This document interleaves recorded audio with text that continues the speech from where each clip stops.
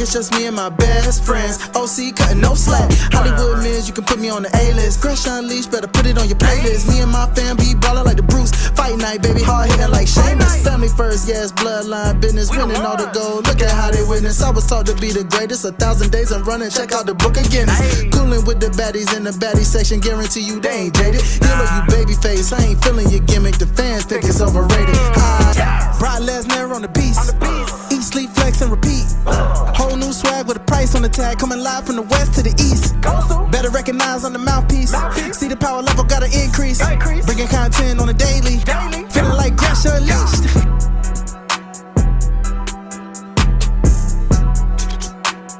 Greetings and salutations, ladies and gentlemen, boys and girls, non-binary pals, baby mamas, baby daddies, and everybody in between.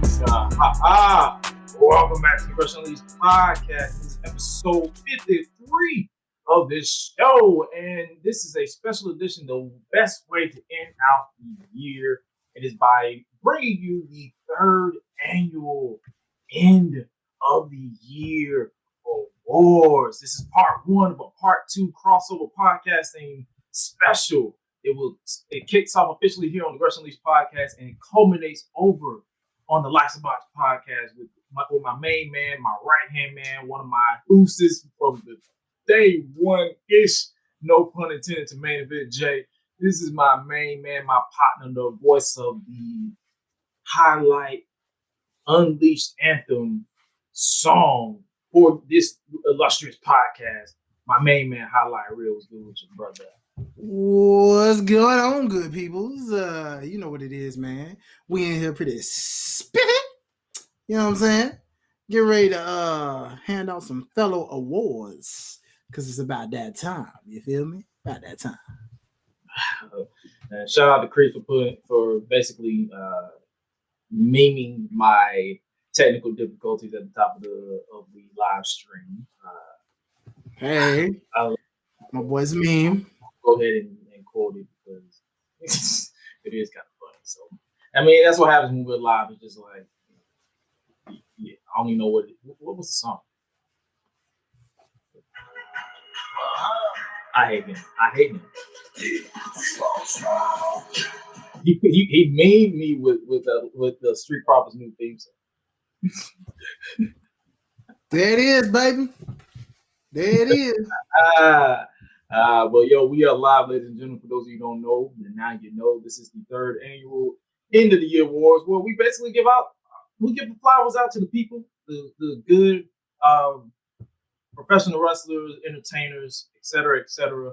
You give them their ultimate flowers, and that's it's all fun and games. Nothing more, nothing less. For those of you who don't know, to expand upon how we conduct the end of the year awards the first two times, we have switched it up a little bit this year, so we can continue the tradition. We want to make sure there is a vote in place. So basically, I vote, Dwayne votes, and in case of a draw, we just flip a coin. We just say heads, tail, whatever. I'll pull up the app on my laptop, and then we just flip a coin, and I'll be like heads, tail. We trust each other. We have no reason to lie, and this is completely unbiased. So that's how we're going to do. Basically, this is how it's going to set up in the category of having multiple companies eligible. Like example, the pay-per-view match of the year has multiple matches from WWE, AEW, New Japan, and Impact. We will vote for each company, and then once we get an equal, like either we have someone go automatically across, or we have an equal, then I write down the winners, and then we just run it back again, and then vote indefinitely for the ultimate winner. It's pretty simple. And basically, we have 30 seconds to like vote. So it's like we have to crunch it. Be like, hey, here's our vote, and we go from there. And also, for those of you who voted on the viewers' choice categories, they will be sprinkled. The winners will be sprinkled throughout the entire show. The graphics will be posted on social media. Like I said, I just got back from vacation. I didn't have time to create any overlays for winners, but they will be uploaded literally after the show. So we're going to be here for the next 2 hours or so. Hopefully we'll get you in and out. It's a fun time, fun experience. But before we get started, what you excited to talk about the most for the category? Ooh, man, there's so many. Overall superstar of the year. I feel like that'll be a fun one because a lot of people have had a dope year this year, I think. Definitely looking forward to breakout star of the year for sure, because we've had a lot of breakouts for sure. And probably LOL moment of the year too, because what a year this has been for a lot of LOLs, if you know what I mean, brother. So yeah, this is gonna be real fun as we get into the lick of things. Pause. You already know. He said, "Let's nobody get Bret Hart at this award show." No, it's an even playing field. Like if we are completely unbiased. We don't hold favoritism to one company. There are some companies that the nominees aren't as high as far as like more prominent because we don't watch all companies like that. Like I'm not even gonna lie to you. I don't watch New Japan like that. I probably watch a couple matches, Wrestle Kingdom because it's pretty much become a form of television, and I don't really keep up with Stardom. I would like to, but I don't have it. And there's stuff like that. So it'll definitely be some representation because of artists. But for those of you who want to be caught up with some of the categories, for the host categories, we got male superstar of the year, female superstar of the year. This year, for the first time, male NXT superstar of the year and female NXT superstar of the year. Overall superstar of the year, breakout moment, biggest surprise, biggest WCF, LOL, extreme. We are honestly going to give our praise and tribute to Unleashed Legends. We've had some dope names entered. That's pretty much, for those of you who don't know, that's pretty much our version of the Hall of Fame. So if you don't if you want to know what that is, it's basically us giving our flowers to those who we've lost pretty much this year. So stuff like that, and also the listeners' choice is basically pretty much same standard. We got the non-binary LGBTQIA plus superstar wrestler of the year, faction of the year, return of the year, best Twitter game, independent company getting their praises, male, female, independent talent wrestler of the year. For those of you who didn't know, because I know I saw some people voted NA, like they didn't know what was going on. It's basically if you follow the indie scene at your local, whether it's Cali, New York, the Carolinas, wherever, you basically give praise and vote for your local superstar, and whoever gets the most gets superstar of the year. Last year we had Bojack representing North Carolina, so it's like stuff like that. But we broke it down into two categories this year instead of one single category. Pretty straightforward, huh? Oh yeah. So might as well go for it. Shout out to Henny. He texted me. He dared me to gain 2 pounds because he said I need to get bigger. You got this, my guy. Love you, brother. Love you, brother. Thank you for calling me skinny. Big ass. Anyway, for part one, we might as well go ahead and break it out. We might as well go ahead and start, get the ball rolling. Might as well start off hot. Male superstar of the year. Got some many nominees. You don't have the list in front of you, so I might as well go ahead and run down. Male superstar of the year. The nominees are Roman Reigns, WWE, Seth freaking Rollins, WWE, MJF, AEW, Jey Uso, WWE, CM Punk, WWE/AEW, because he's literally been in 2 companies this year. Hangman Adam Page, AEW, Swerve Strickland, AEW, Sami Zayn, LA Knight, Cody Rhodes, Christian Cage, Samoa Joe, Kenny Omega, Chris Jericho, Alex Shelley, Speedball, Mike Bailey, John Moxley, Bryan Danielson, Eddie Kingston, Orange Cassidy, Will Ospreay, Drew McIntyre, and Brock Lesnar. That's pretty stacked nominees, if I say so myself. Sheesh. I say, sheesh. Yeah, my brother gonna make me break the list out. Hold on, dog. You know what I'm saying? I'm gonna have to remember all these babies. Hold on now. Wait a minute. Hey, we gotta take this serious. Like, we gotta be serious here. Like, we don't have to look nice. We gotta act nice. We gotta act unbiased. You know, and it's kind of like, man, you know, we gotta find out who's gonna be the person to take home this entire award. So, how are we doing this, my brother? So basically, you have 60 seconds to plead your case on why you can't vote, and vice versa. Okay. And then if we both agree with 2 apiece, this person is superstar of the year. Superstar of the year. Pretty that simple. Okay. So you want to go first or should I go first? Let me let you go first because I want to hear your case on who you got here. Okay. All right. As much as I want to acknowledge the tribal chief as male superstar of the year, this brother ain't really been there.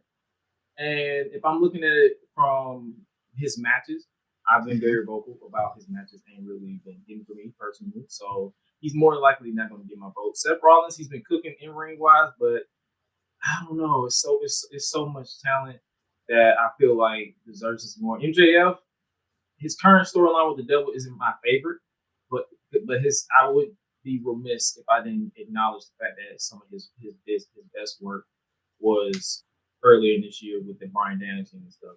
I'm gonna keep it a stat. After his string of matches, I'm gonna throw some people off of this. I'm gonna have to give my vote for male superstar of the year to Orange Cassidy. That man has been cooking at international champion before he lost to John Moxley, and unfortunately, Mox got injured. But I would be foolish to not acknowledge this man has been cooking in that ring as far as male talent, international champion, cooking, having bangers after bangers, and I don't say this whole half-ass either. Like I can confidently give that to Orange Cassidy. Who you got?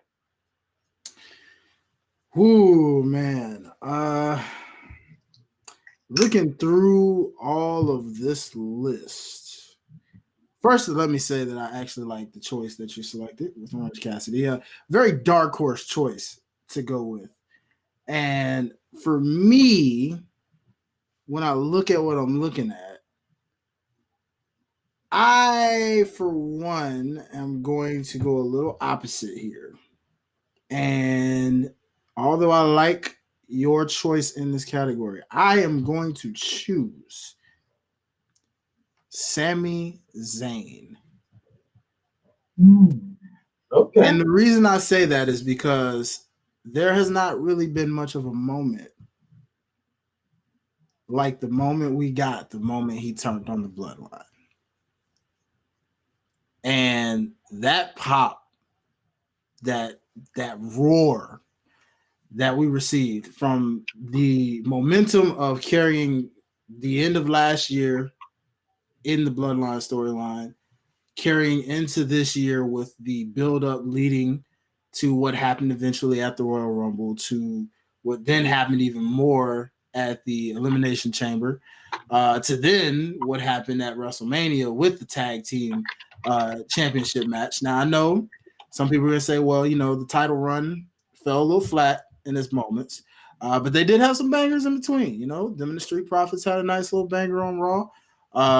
They had some low-key bangers in their title run. It's just I know it was kind of stale at times. But Sami Zayn, even after the way they separated them, we see that Sami Zayn's still very beloved by the fans. And you can already tell that he's getting to that point, after he gets back from this time off. I know he took some time off on the latter part of this year, but you can already tell he's already prepping and bracing himself for what's probably going to be really crazy. And that's not also counting his going back to his homeland and the ovations he's gotten as the hometown hero, if you will, in Saudi Arabia as well. So taking account the international factor on top of Montreal and what he got out there. So you talk about fan reaction, you talk about some match bangers. He's had some killer matches with Drew McIntyre as well. And just, it just seems like Sami Zayn. True. I respect that decision. As you go mute that background noise real quick. I'm gonna pull up this wheel. I'm going to pull up this wheel to so people can see that I'm not trying to. Let me see if I got it on here. Window. I don't see the tab. So how you gonna share the wheel? Okay, we don't need music. So I'm gonna pull up. We live, baby. I'm gonna pull up the wheel. Okay. So far, like I said, like if there's in the case of a tie, we're gonna spin the wheel, and whomever it lands on is the official winner of this category. So let's go ahead and click spin and see what they got.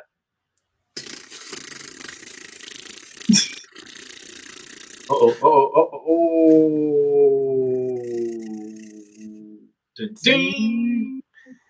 So officially, both categories and both reasonings was a good selection, but if Will had made the sudden death decision, Orange Cassidy representing AEW, the current, I believe, AEW International Champion, is the male superstar of the year. Congratulations to AEW Orange Cassidy for that one. Next up, we're going to switch over to the ladies' side of the superstar of the year, and that is the female superstar of the year. And the nominees for this year's female superstar of the year is Io Sky, Rhea Ripley, Bianca Belair, Charlotte Flair, Becky Lynch, Chelsea Green, as Samantha Irvin would say, Natalia, Mercedes Moné, Julia, Trinity, Deanna Purrazzo, Tasha Steelz, Jordan Grace, Athena, Willow Nightingale, Billy Starks, Hikaru Shida, Timeless Tony Storm, Julia Hart, Ruby Soho, Saraya, and Mercedes Martinez. So, to kick off this go round, we'll let you take the reins on this one. Well, thank you, my brother. So right off the rip, I'm going to say that this is a solid list. Congrats to all the ladies that made this category. And there's so many more, but like I said, there's only so many you can fit in one category. So to anyone who did not make this does not mean they did not deserve this title of this moniker, but we got to narrow down these categories. So for me, looking at this list off top, I am going to choose, ladies and gentlemen, Athena as my overall female superstar of the year. Now, not gonna lie, I was almost leaning towards Toni Storm. I know some may say, well, why not Toni Storm? But in the case of Toni Storm's current character, and yes, the in-ring has always been there, but with her current character, it's took a while. You know, it was a slow evolution, and it got hot maybe midway through the year going into the latter part. But with Athena, although the one weakness is that we did not see enough of it on television, her consistency throughout this entire year, putting on banger after banger, having the longest reigning that is still going on, I do believe. So still with her reign. And on top of that, just one of the best overall storylines in women's wrestling this entire year. So when you're taking those combinations, Athena, to me, out of all of these ladies, deserves this award single-handedly. Oh yeah, I actually, it's funny how you mentioned that because I had so many toss-ups. Like as far as popularity, I want to give Rhea Ripley this my vote, but it's like the limited matches or match of the year or the quality matches that she's had. No fault of her own or no fault of her opponents, more so the booking. Because outside of the Charlotte Flair match at WrestleMania and the match that she had with Natalia on a random episode of Raw, the title reign ain't really been my cup of tea. Like as far as the overall aura and presence of Rhea Ripley is top. It's one of the best. Io Sky is pretty much in the same boat as far as like I'm pretty much singling out champion. Io Sky is pretty much in the same boat as far as like she just got pinned by Misha and Mia Yim on SmackDown this past Friday, and it's like I don't know. I'm not really vibing with that, and it's more so not because it's like she's pretty much attached to a group that is either hit or miss. Like they ain't really been dominant in my book. So, and so many talented like Trinity and Impact. Like a lot of people don't really watch Impact, but I can tell you she's been cooking. Her match with Deonna Purrazzo at Slammiversary, her match with Mickie James at Bound for Glory, some of her best work that I actually had the honor of seeing. But I'm gonna go ahead and pretty much not have a tie in this situation. I'm gonna have to give praise and my vote to Athena because representing Ring of Honor. I would say AEW. She signed AEW, but she's more so Ring of Honor, the current longest reigning AEW or Ring of Honor Women's Champion. And it's like what I honor, or not even honor, but more so respect from her reign is that even when she has squash matches on like ROH TV, she gives her adversary some type of offense. Not more so because she can't beat them straight up, it's because she wants them to basically show what they can do, and she will sell for you. With, like it could be a 5-minute squat. She was like, okay, there's 5 minutes that we have to make this stretch. You have me for 2 minutes. Make an impression.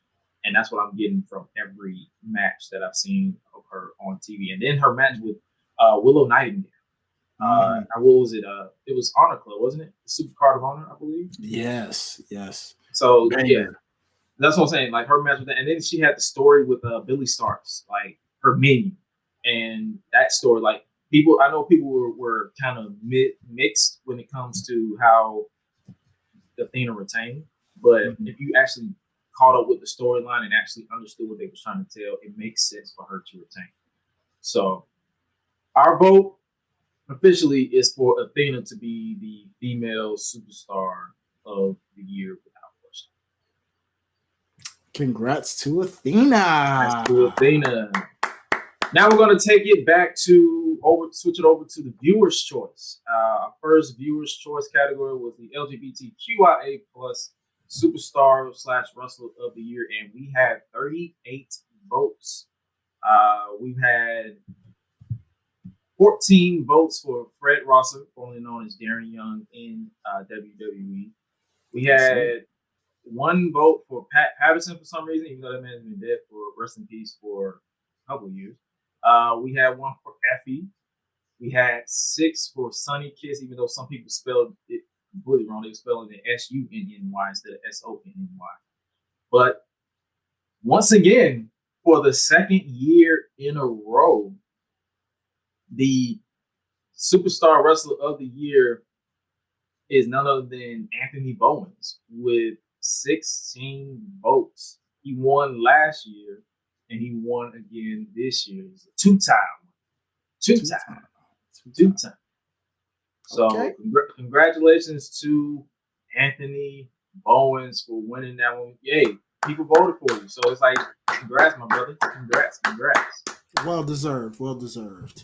Next up, we're going to switch it over to NXT, the show that we usually follow every Tuesday, 10:15 p.m. Eastern Standard Time. But we decided to go a little early because of the end of the year awards. We want to get this out the way and pretty much bring you guys this content that while I've been away. So we're going to start off with the male superstar, NXT superstar of the year.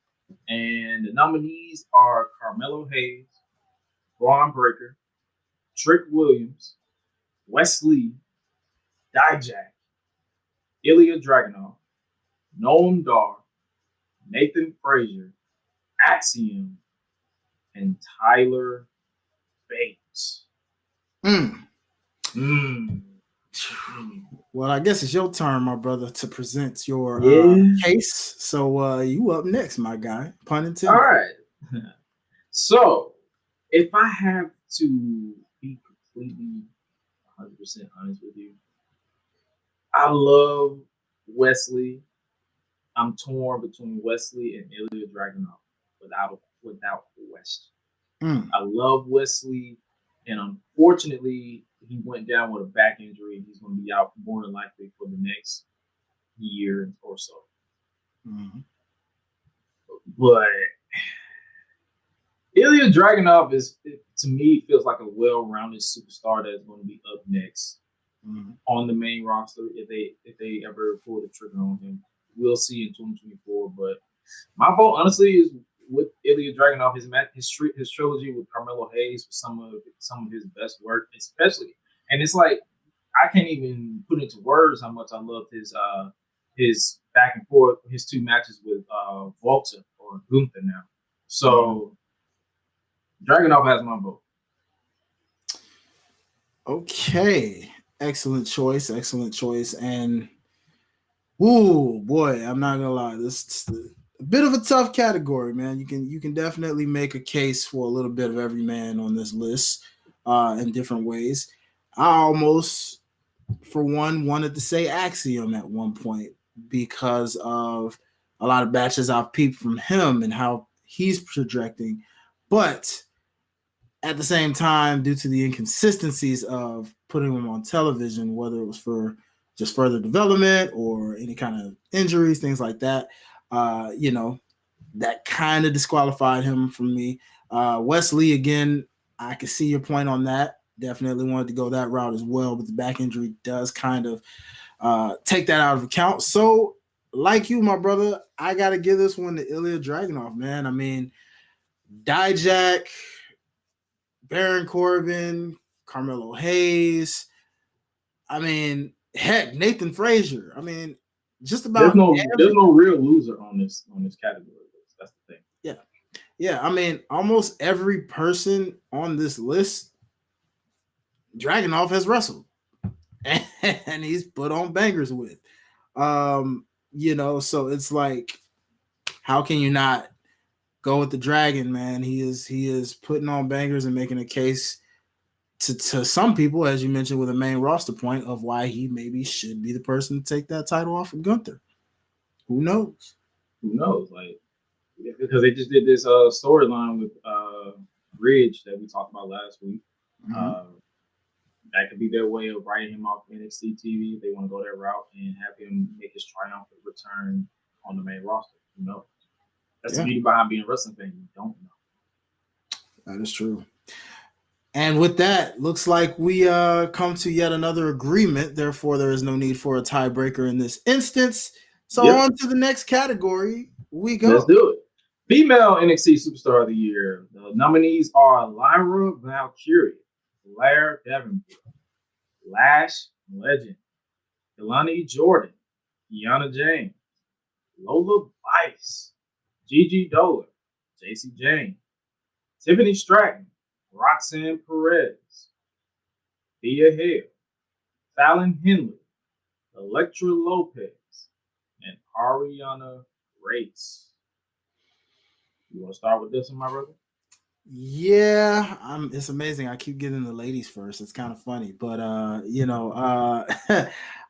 so again, very solid list here, and congrats to all of these ladies in this category. Congrats to the future ladies that will be in this category come next year. But we're sticking to this year because that's what this is all about this year. And based off this list of categories, I have to go with none other than Miss Tiffany Stratton. Yes, I'm choosing the blonde Barbie bombshell, or however you want to view her, ladies and gentlemen, mainly because at the end of the day, the proof is in the pudding. Many have compared her as a Charlotte mini or a next version of Charlotte. Whatever you want to say, the woman's basically, in a short amount of time, just risen to the cream of the crop. She won the NXT championship this year. She put on not one, but two bangers with Becky Lynch. She literally did everything she could and still continues to do good things. She had a good showing in the Iron Survivor Challenge. You name it. The list goes on.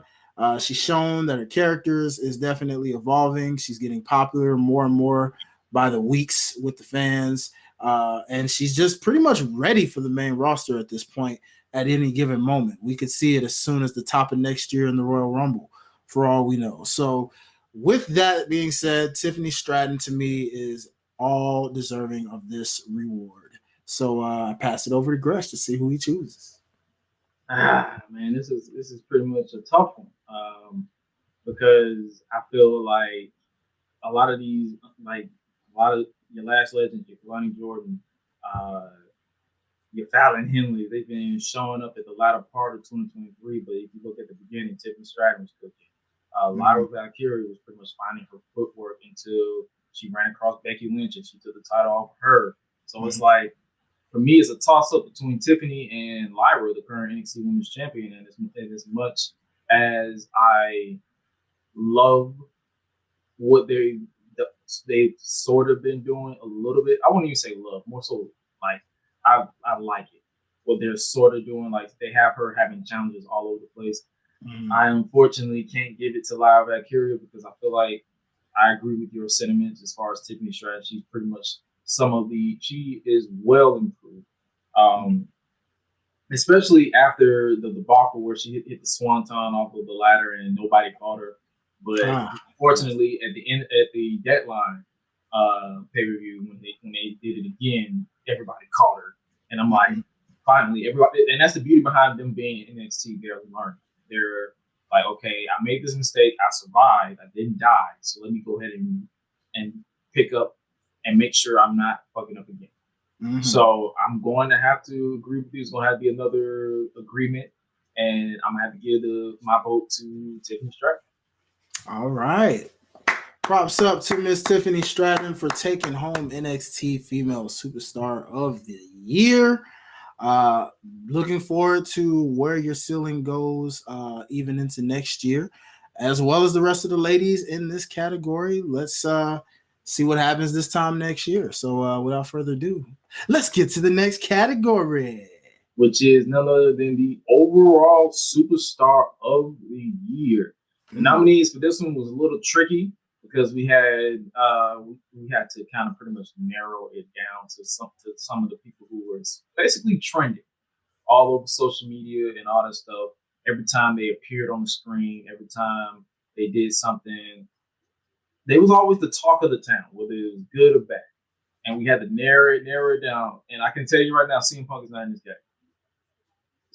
I know it's surprising the most, but this man spent most of the year injured. So we can't really add that to his merit if he spent the beginning part injured and then came back, got fired, and then now he's back in WWE. So overall superstar Punk will have to wait another year. But the nominees for this year is Roman Reigns, Will Ospreay, Seth Rollins, MJF, Io Sky, Alex Shelley, Christian Cage, Timeless Tony Storm, Trinity, Athena, Bianca Belair, and Becky Lynch.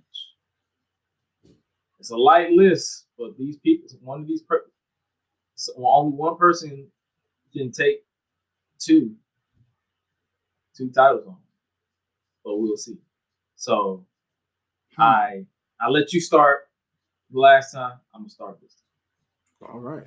And overall, for me, I'm just gonna be completely honest with you. I don't even have to sell it. I don't even have to mention it.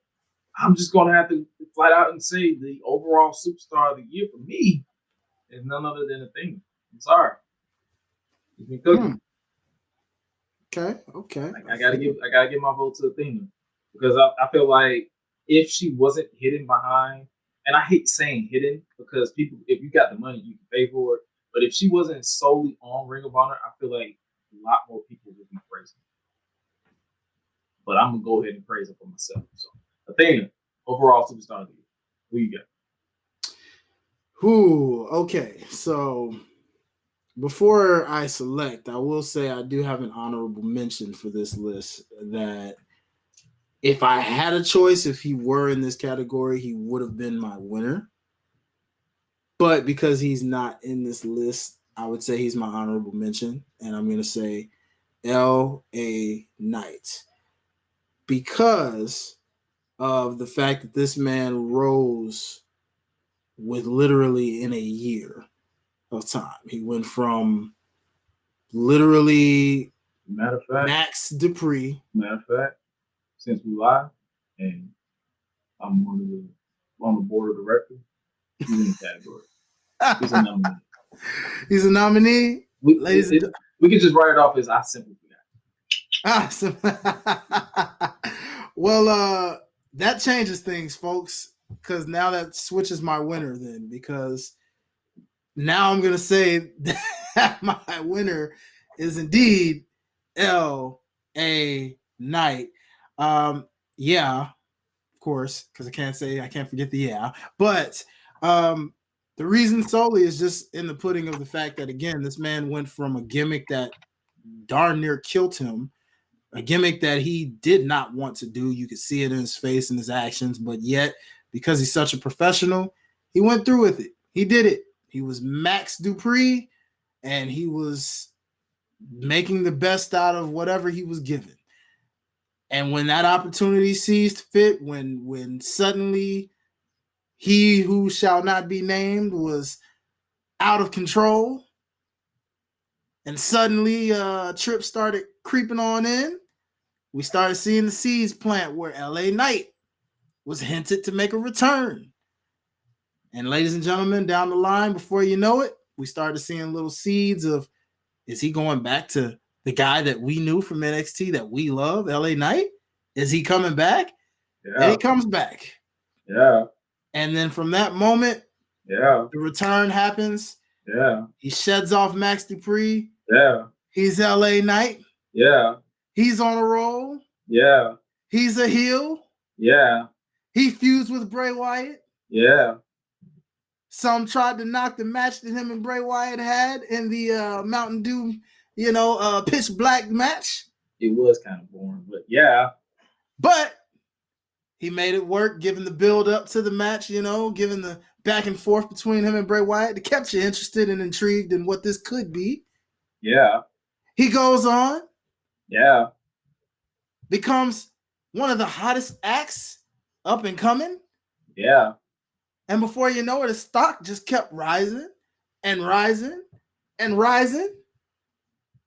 Before you know it, this man got one of the loudest pops that you could ever receive in a WWE arena. Yeah. And ladies and gentlemen, before you know it, the movement movement was in full effect. Me and this man saw it live and in person at SummerSlam this year. As from that point on to this day, LA Knight has not only become a top guy, but also a main eventer in many cases, teaming with the likes of Randy Orton, Cody Rhodes, Jey Uso, you name it. Yeah. Even going up against the tribal chief Roman Reigns, potentially even going against, dare I say, the United States champion Logan Paul at WrestleMania. So, ladies and gentlemen, I have to choose LA Knight now that he's been added officially into the category, thanks to the board of directors. And therefore, let's see who wins. Who wins, LA Knight or Athena?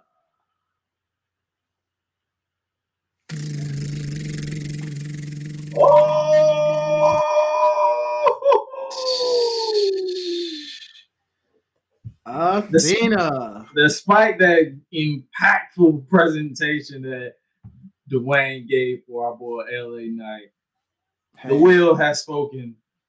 The overall superstar of the year is none other than I wish I could spin this thing, but I won't be sour. I'm gonna feel the power. You know what I'm saying? Positivity, the power of positivity. Congrats to Athena. Everybody in this list deserves to win. Let's be real. It's all fun and games. LA Knight. I'm not gonna lie to you. I'm not really a big fan of his in-ring work, but he makes up for it by being over and entertaining as hell on the mic. And I can say the same about Stone Cold Steve Austin post neck surgery. So it's like you can't really fault the man. All you have to do is just accept that people love the guy. And honorable mention again, even though he lost, LA Knight definitely is up there as an overall superstar of the year. So agreed. Yo, congratulations to Athena though. So, yes. The will is on my side. Yeah. We'll see. We still got many categories. This is true. All right, next up, speaking of categories, might as well go ahead and switch to the breakout situation, the subsection breakout. Moments where people are showing you that even though they didn't make Superstar of the Year or they didn't have this, they didn't win, lose, they had a breakout moment. Whether it was a breakout moment, breakout superstar, whatever the case may be. So we have 3 categories under the breakout moments, and that is the first one being the breakout moment of the year, and it's a solid list for those of you who don't know. So the breakout moment of the year of 2023, the nominees are Alex Kane becoming MLW World Heavyweight Champion in MLW. Trick Williams breaks away, air quotes, from Carmelo Hayes to prove himself in NXT. Tiffany Stratton wins the NXT Women's Championship. The Creed brothers' main roster transition, they've been, in my opinion, has been cooking on the main roster. They've been pretty much been placed in a prominent position in that tag team division. Brody King delivers in the Continental Classic as a solo talent. You know, people have been seeing him as a part of the trio House of Black, but he's been cooking in the Continental Classic, which I believe is wrapping up as of tomorrow. So that has been fun to keep up with.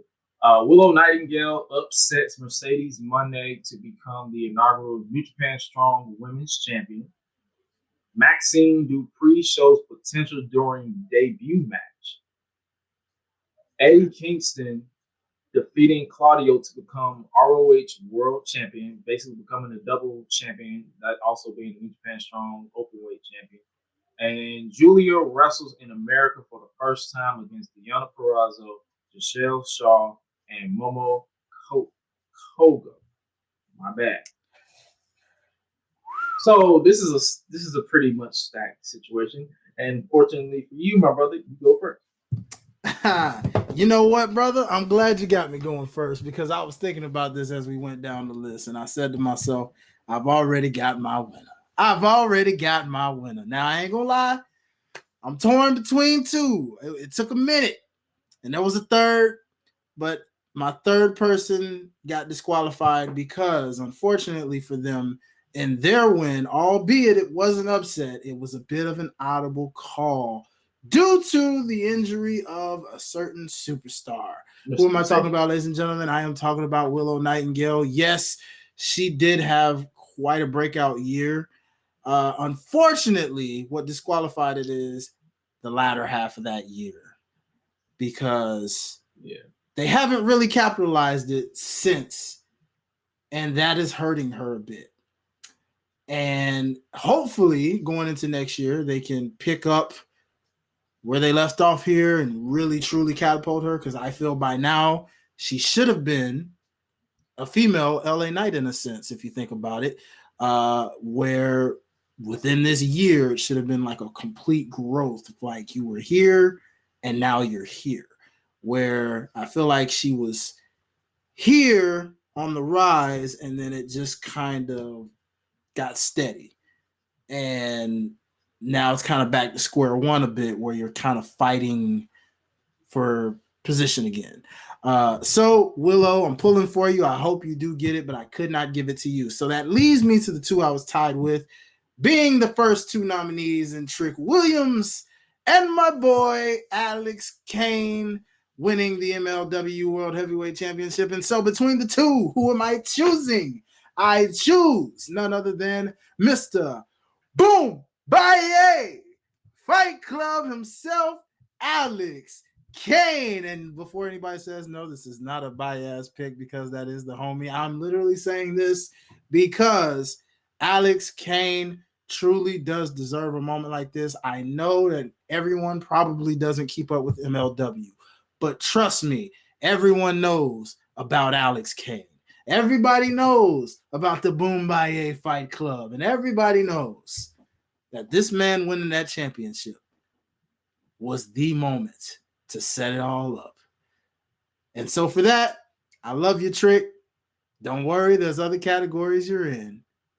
But for this one, I got to give it to Alex Kane. Gresh, who you got? Trick, I love you, brother. Whoop that Trick, what? Whoop that Trick. Yeah, whoop that Trick. Yeah. Whoop that. I like it. Oh, yeah, man. It's catchy. It's catchy. and you still have the opportunity to make 2024 your year. If you take away the theme song and the trick and the whole aesthetics of and the didn't he with Carmelo Hayes did he attack him or not? I would be remiss to say that I'm torn between Alex Kane myself as well as Eddie Kingston defeating Claudio to become the Ring of Honor World Champion because of my investment in Eddie Kingston personally. So, and then me and Alex is the homie. So it's kind of like, man, I'm torn. So, but Eddie, I love you, man. But I'm going with my main man, Alex Kane, winning the MLW World Heavyweight Championship because it felt right. It took them a long time to finally put the strap on this man. No pause needed because I said what I said. Mm-hmm. So it's like seeing him evolve, show up, show out. He wrestled with here. I hated that I missed it, but because my car broke down. But he was wrestling out here in Georgia, and from the highlights that I've seen, like the camera footage or fan cam footage, he's been cooking all year, in ring wise, character wise. He's been putting his people on. He's been Bumaye is for the people, and he says that, and he shows it.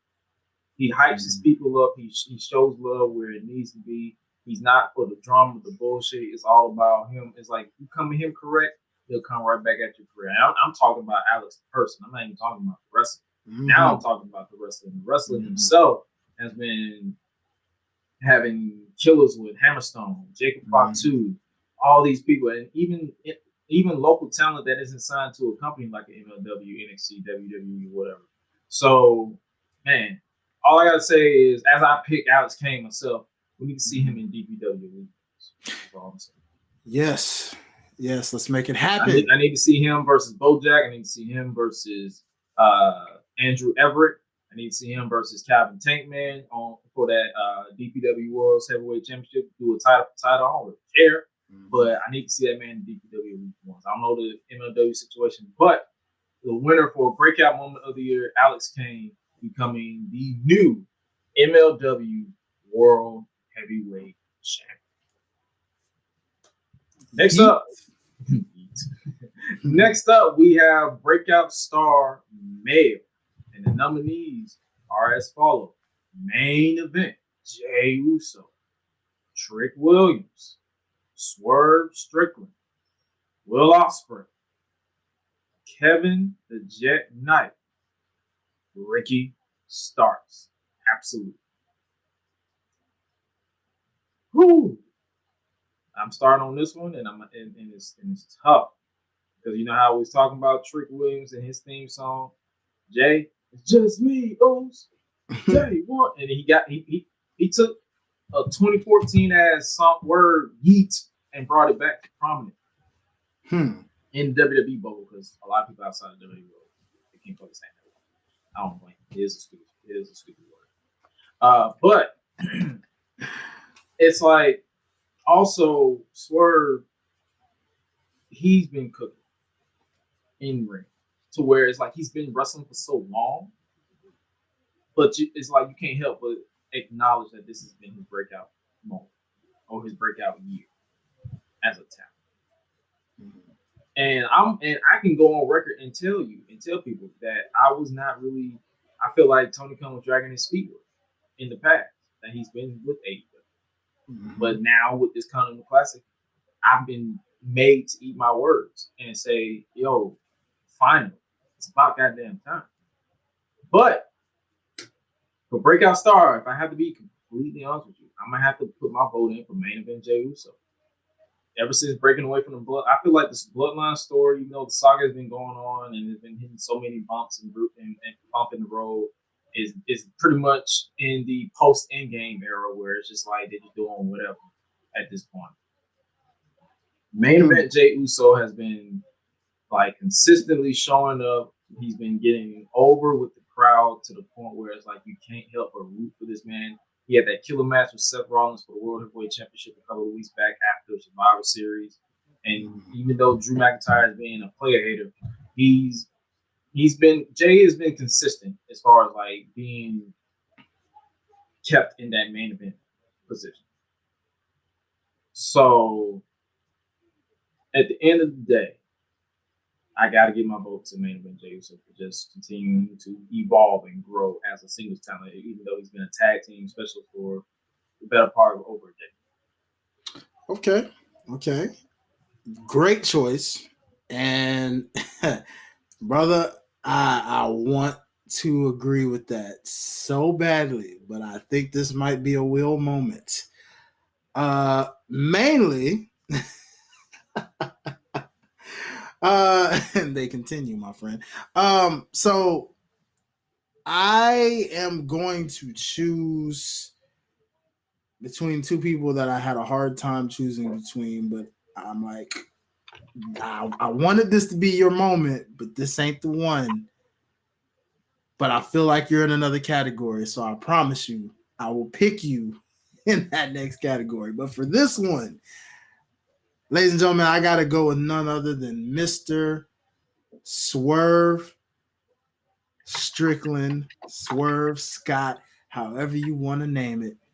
Why? Because at the end of the day, let's just talk about it, man. I mean, we're talking about a guy that had already been showing you potential of where he was headed when it came to the Keith Lee and him feud from the Swerve in His Glory. The moment he kind of started showing those heel tendencies, you knew, okay, this is finally that moment, right? Not to say Swerve in Our Glory wasn't great. It was great for what it was, and then it got overshadowed by the Acclaim's popularity.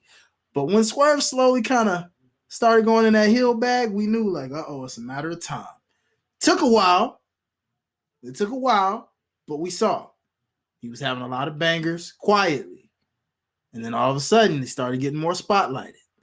Suddenly, he got in more feuds. Now we think about matches that he had with the likes of a Daniel Bryan, who we could see run back, come to Continental Classic. You never know.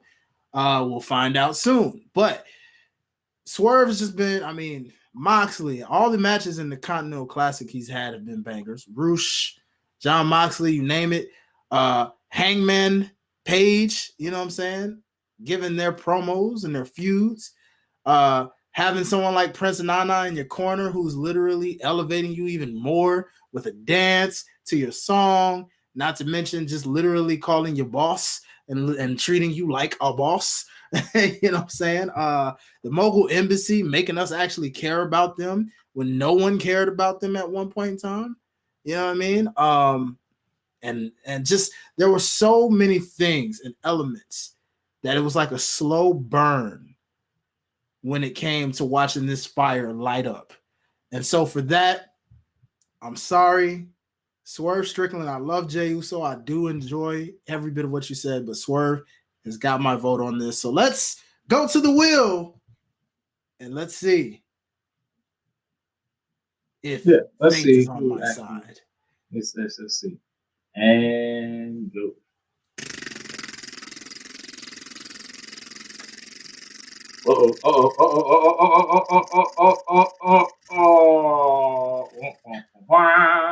You know, it's just me. Okay, hey, what? It's just me. So, you know, this is feeling. Man, this is feeling. No. I am not rigging. I am telling you. I am not rigging. I demand a recount. No, I'm just playing. I am not rigging this because what I do is I type it and then I close it and then I take them out. That's literally it. I literally erase it. I am not rigging anything.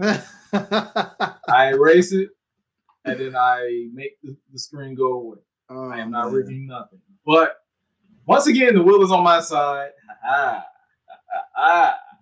And my main man who shares my first name, main event Jey Uso, is the male breakout star of the year. We love you, Swerve. We love you been cooking, but the former right-hand man of the Tribal Chief, the Oos with the juice, the Yeet Master, just gave you the yeet down, as he said. That sounds so stupid. They gave you the yeet down in this category. So once again, we tried. Main event Jey Uso. male breakout star of the year. Congrats. Then switching over to the female side, the nominees for female breakout star of the year is Maxine Dupri, Kiana James, Lash Legend, Ivy Nile, Julia Hart, Mariah May, Billy Starks, Tiffany Stratton, and Julia Stardom Edition. I'm gonna let you go with this one, my boy. This is your thing. The female is probably your category. It looks like it, man. You know, I can't keep them off me. But anyways, it's all good, ladies and gentlemen. I want to say that this list is pretty solid as well. And from the looks of what I'm seeing here, there's so many names I want to choose, but given the fact that some of these ladies we haven't seen enough of yet because they just started catching fire either midway through this year or the last quarter of this year, where I'm super excited for them going into next year where they really take off. So with that in accord and in account, I'm going to say my winner of this one is none other than the minion herself, Billy Starks. No one saw All right. I probably thought I was gonna say Tiffany. No, not this time. Oh, okay. And in my case, I know I got to make my case here. So my case, ladies and gentlemen, is basically simple. All the reasons we've praised Athena. Batman has the Joker. Superman has Lex Luger. You know what I'm saying? Bugs Bunny has Elmer Fudd. Okay? Yeah, I had to go that way. But it you know what I'm saying? At the end of the day, Stone Cold has The Rock. You got to have something for the other. And everything that made Athena's reign, run, everything what it is the perfect minion. None other than the protege, the up-and-comer, Billy Starks. At a young age, at that, ladies and gentlemen. Keep that in mind. So the star is completely bright for her. Therefore, being said, my case is made. So, Gresh, I pass it over to you. Man, we are more than likely about to go into another draw because my pick is none other than someone who has been showing up and showing out ever since literally all this year. She went from AEW Dark, a mainstay, trying to hone her craft, her character, to practically taking over the House of Black, and is now your current TBS Women's World Champion. She is none other than the Bride of Darkness, the Queen of the Black Throne.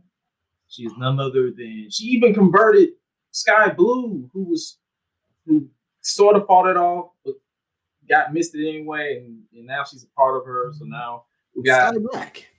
Sky Black. Oh yeah, I like Sky Black. I like Sky Black more than Sky Blue. Sky Black. Well, but no. Nevertheless, she's been. It's like, as far as character work, promo work that they've actually given her, like they've actually given her custom promo packages.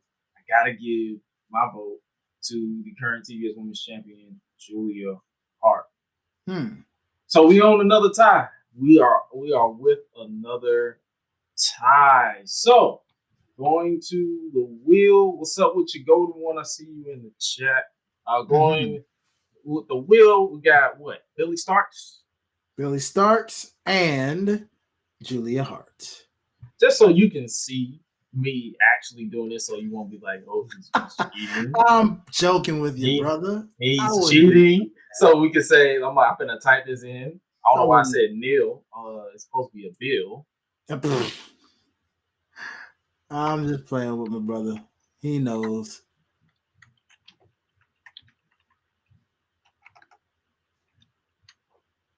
It is starts with a Z, right? Yes, from what I see here, I believe I saw an S, but hey, We're good. Yeah. Y'all know A what botch is a botch. Y'all know what I meant. All right, the wheel, ladies and gentlemen, is about to be rolled in 3, 2, 1.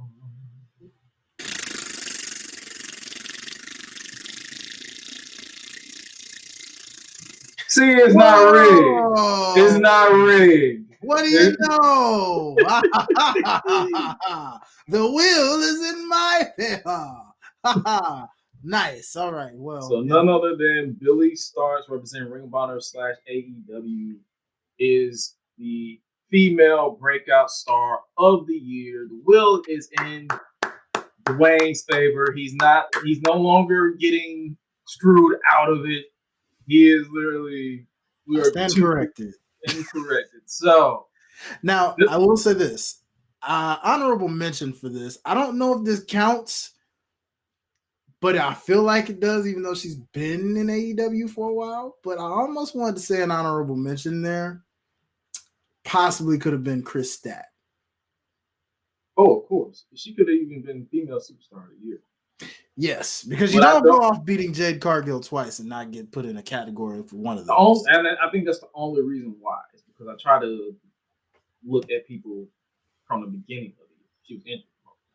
That is true. That's the reason why that's the reason why even with Mercedes was in the female superstar of the year. True. But Mercedes Monet, but she got injured halfway through. So it's like that is true. We had no other choice. So it's like, trust me, if I had my pick, Mercedes would have won, Chris would have won. But it's like I have to take into account of what we see on TV. So there's so many talented men and women in the industry. I feel like we are, as far as in-ring talent, not popularity wise, the wrestling business is booming, has been booming for the past 5 years. So love it. Keep it up, y'all. Keep it up. And speaking of keeping up, ladies and gentlemen, it's now time to switch back over to the viewer's choice. You guys voted over on the website for Return of the Year. This one was a poll, but you also had the option, I believe, I'm probably wrong, but the nominees for Return of the Year, there's a lot of them that didn't get voted, so I didn't add it because if it didn't get a point, it basically lost by default. So there's a lot more than this, but CM Punk returns on Collision had one. CM Punk's return on Collision, John Cena returns for one more run, and Randy Orton, scratch that. The Undertaker returns on Raw 30, all tied for 1 point. For 2 points, Randy Orton returns at Survivor Series. For 3 points, Carlito returns at Backlash, and Chris Statlander returns at Double or Nothing, both tied for 3 points. For 11 points, The Rock returns on SmackDown. And for 21 points, CM Punk returns at Survivor Series in the WWE. Therefore, your winner of the viewers' return of the year is none other than CM Punk returning in Chicago this past November at Survivor Series. So, wow, you guys voted. Win back. Punk got his win back on Dwayne. I love it. Wow. Not gonna lie, that's shocking, but not shocking at the same time. You know, it makes sense. Because you can make an argument on both cases. No one really saw The Rock showing up on SmackDown at that. Arguably one of the best SmackDowns of the year if we had to vote like a show of the year. And then CM Punk making the impossible possible. So I can see exactly why that won. So shout out to the viewers on that one. Yes, sir. And now switching back over to the host categories, the biggest surprise of the year. And the nominees are CM Punk back in the WWE, CM Punk fired from AEW, Vince McMahon sells the company, Vince loses power in said company after he tried to take it back over another way, but it backfired in his face. Cody Rhodes loses at WrestleMania 39. Mercedes Moné joins New Japan Pro Wrestling. Jey Uso leaves the Bloodline. Sami Zayn turns on the Bloodline. Jey Uso chooses his brother over Sami Zayn. And Jimmy Uso turns on his brother Jay at SummerSlam.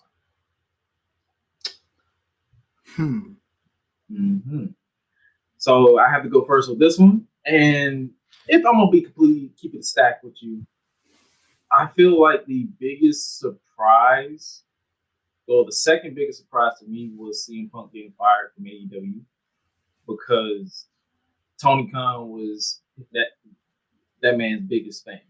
Every time they did a press conference or medium scrums, like they like to say, he was always singing that man's praises. But they fired him with cause, because he stood up for himself. Cry me a river. So there's that. And that was pretty much like, he actually, it was more so a surprise, like, he actually fired him. And not more so like, oh my God, I can't believe he did this. So, but for my unanimous win for biggest surprise was Cody Rhodes losing at WrestleMania. The reason why I say this is because I feel like they've been building it up for so long for Cody to win, and they just said, "Gotcha, bitch." Solo popped in with a hoodie, even though we saw him get ejected, so you didn't need a hoodie. Came in, thumbed Cody. Roman hit a wound up spear like he bounced off the ropes, and then 1, 2, 3. I'm like, oh my God. He actually lost. What about you? So you can make a case for a lot of these on this list. Shout out to 2023 for being a truly surprising year. Part of me almost wanted to say Vince McMahon getting okey-doked because of the fact that it was one thing to step down, but you also kind of had a feeling in the back of your mind, like, it's Vince we're talking about here. We know that it's publicity. We know how this works, right?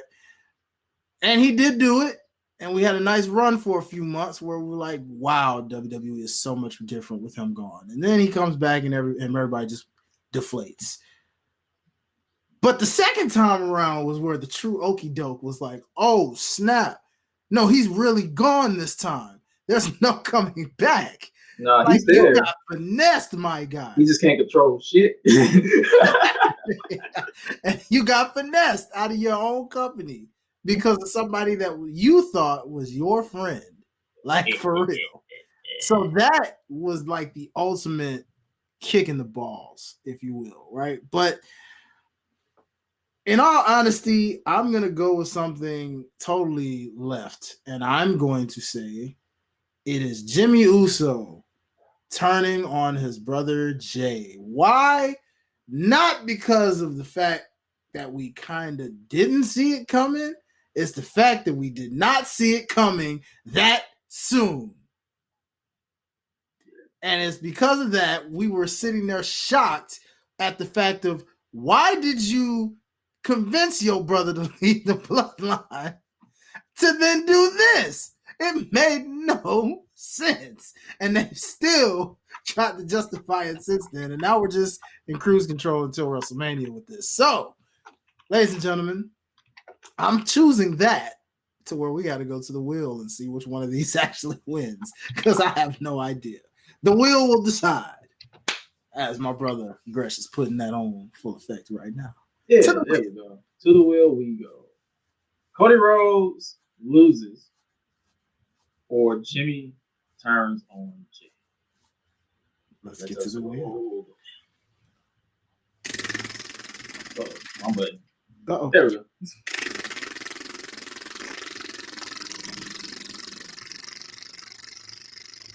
And Jimmy turns on Jay is the biggest surprise of the year, which is it was a big surprise, but more so because I don't know what the hell they're doing with Jimmy now. Seriously. He started the strife in the bloodline with Jay, just to turn on Jay, because he don't want Jay to be like Roman. But then when Roman appointed the tribal heir, Jimmy was upset that he didn't become the tribal heir. But it's like, bro, you thought Roman forgot that you kicked him in the face and saw it? Exactly. Wild. Really wild, dude. Who knew? This is what I mean by when I say the Bloodline saga is literally on the post-in-game chapter. It's doing whatever till we get to our final destination. Yeah, pretty much.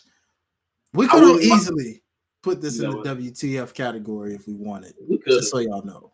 We could. We could have. But this part. The funny thing is, it kind of is.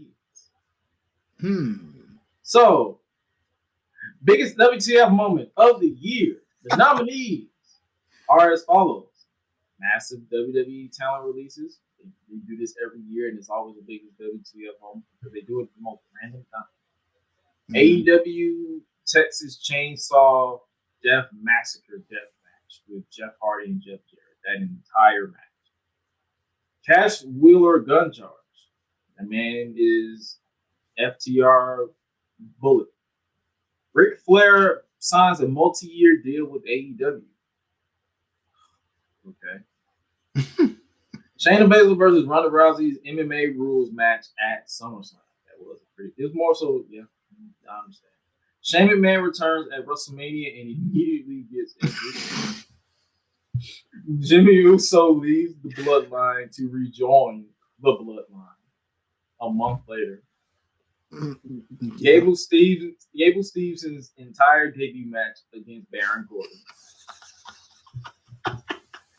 Rhea Ripley suplexing Charlotte Flair onto her face at WrestleMania.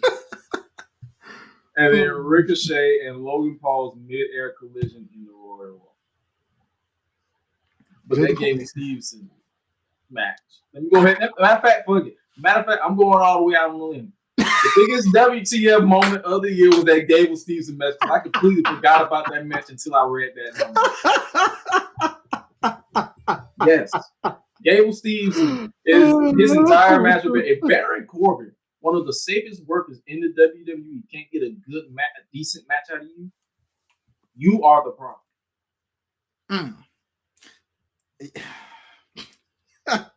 You know, brother, it's almost hard to not go against that at all. But I think I will, because I'm sorry.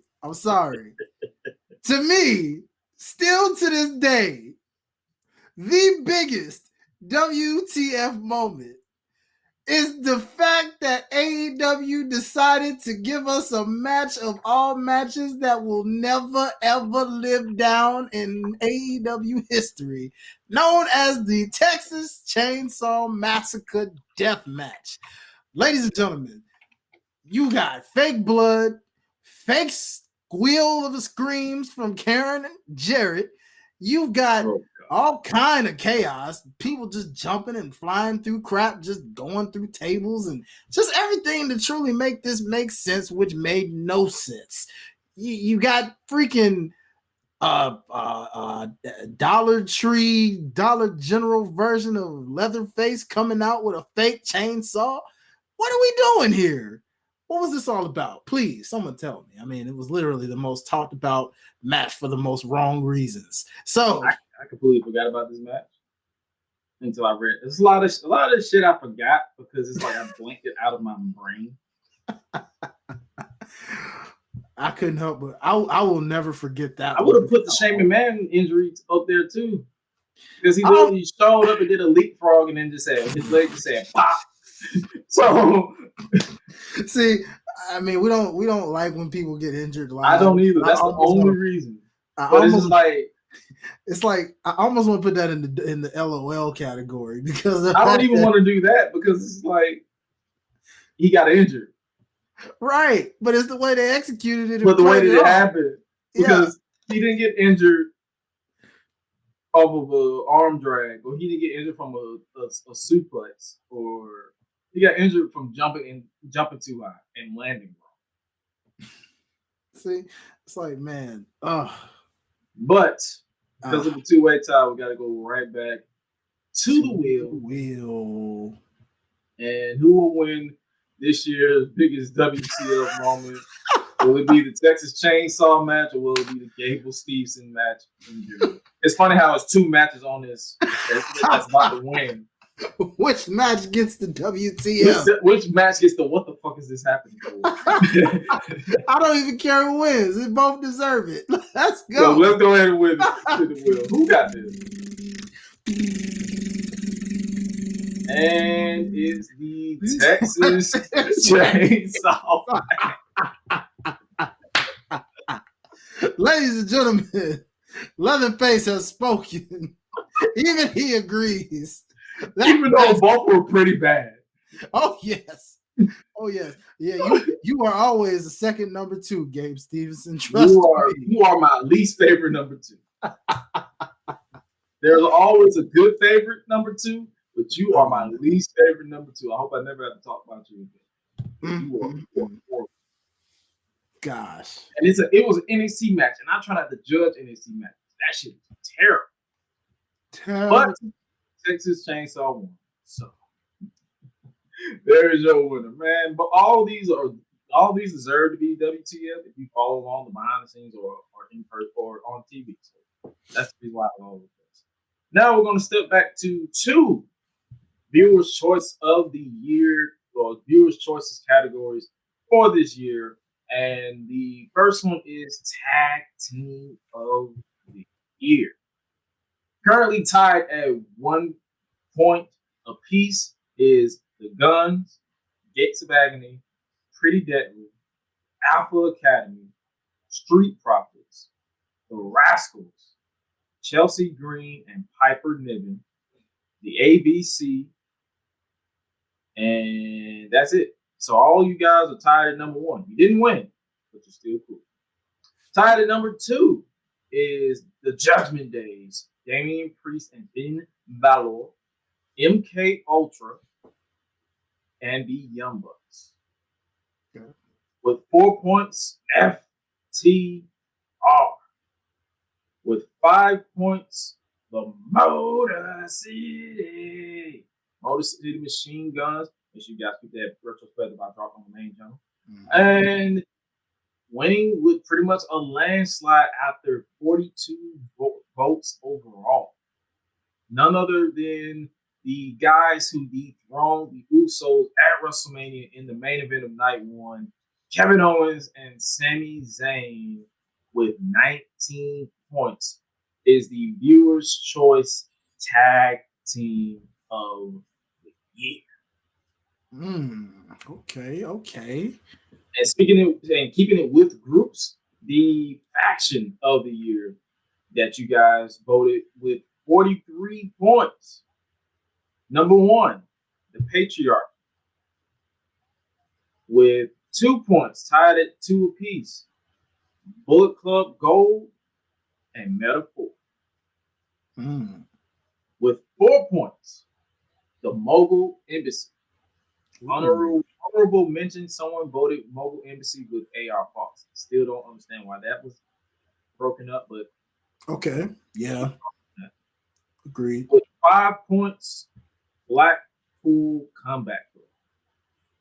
With 10 points, despite all the memes, despite all the annoyance of repeated main events with them, with 10 points, the Judgment Day.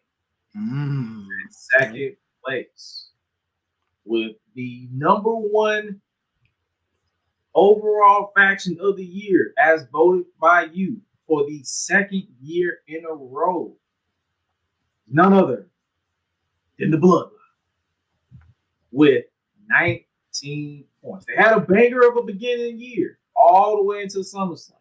And then it just went right down the middle. Fair enough. But you guys won. You guys voted. 19 points. The Bloodline is the faction of the year.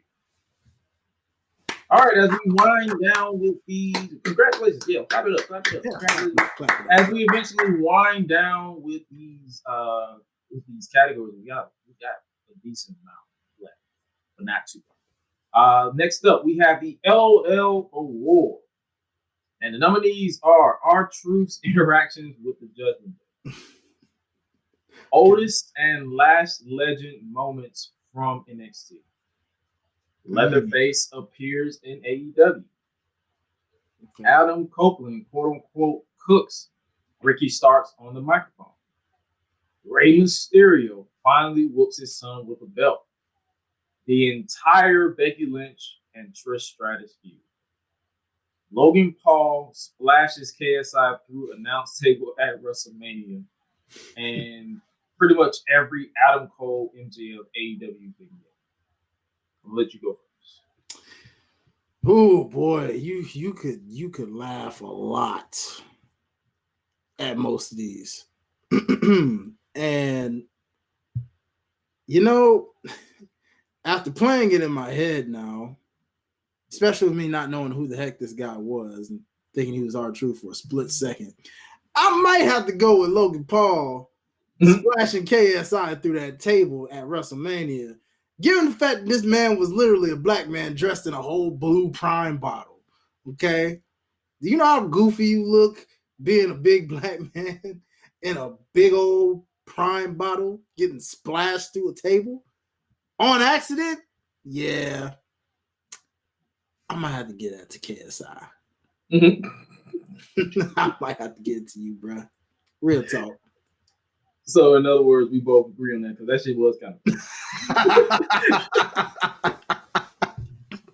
because it was like you expected it. You saw it coming. You really slick did. You were like, you saw it coming, but the fact that it actually went through.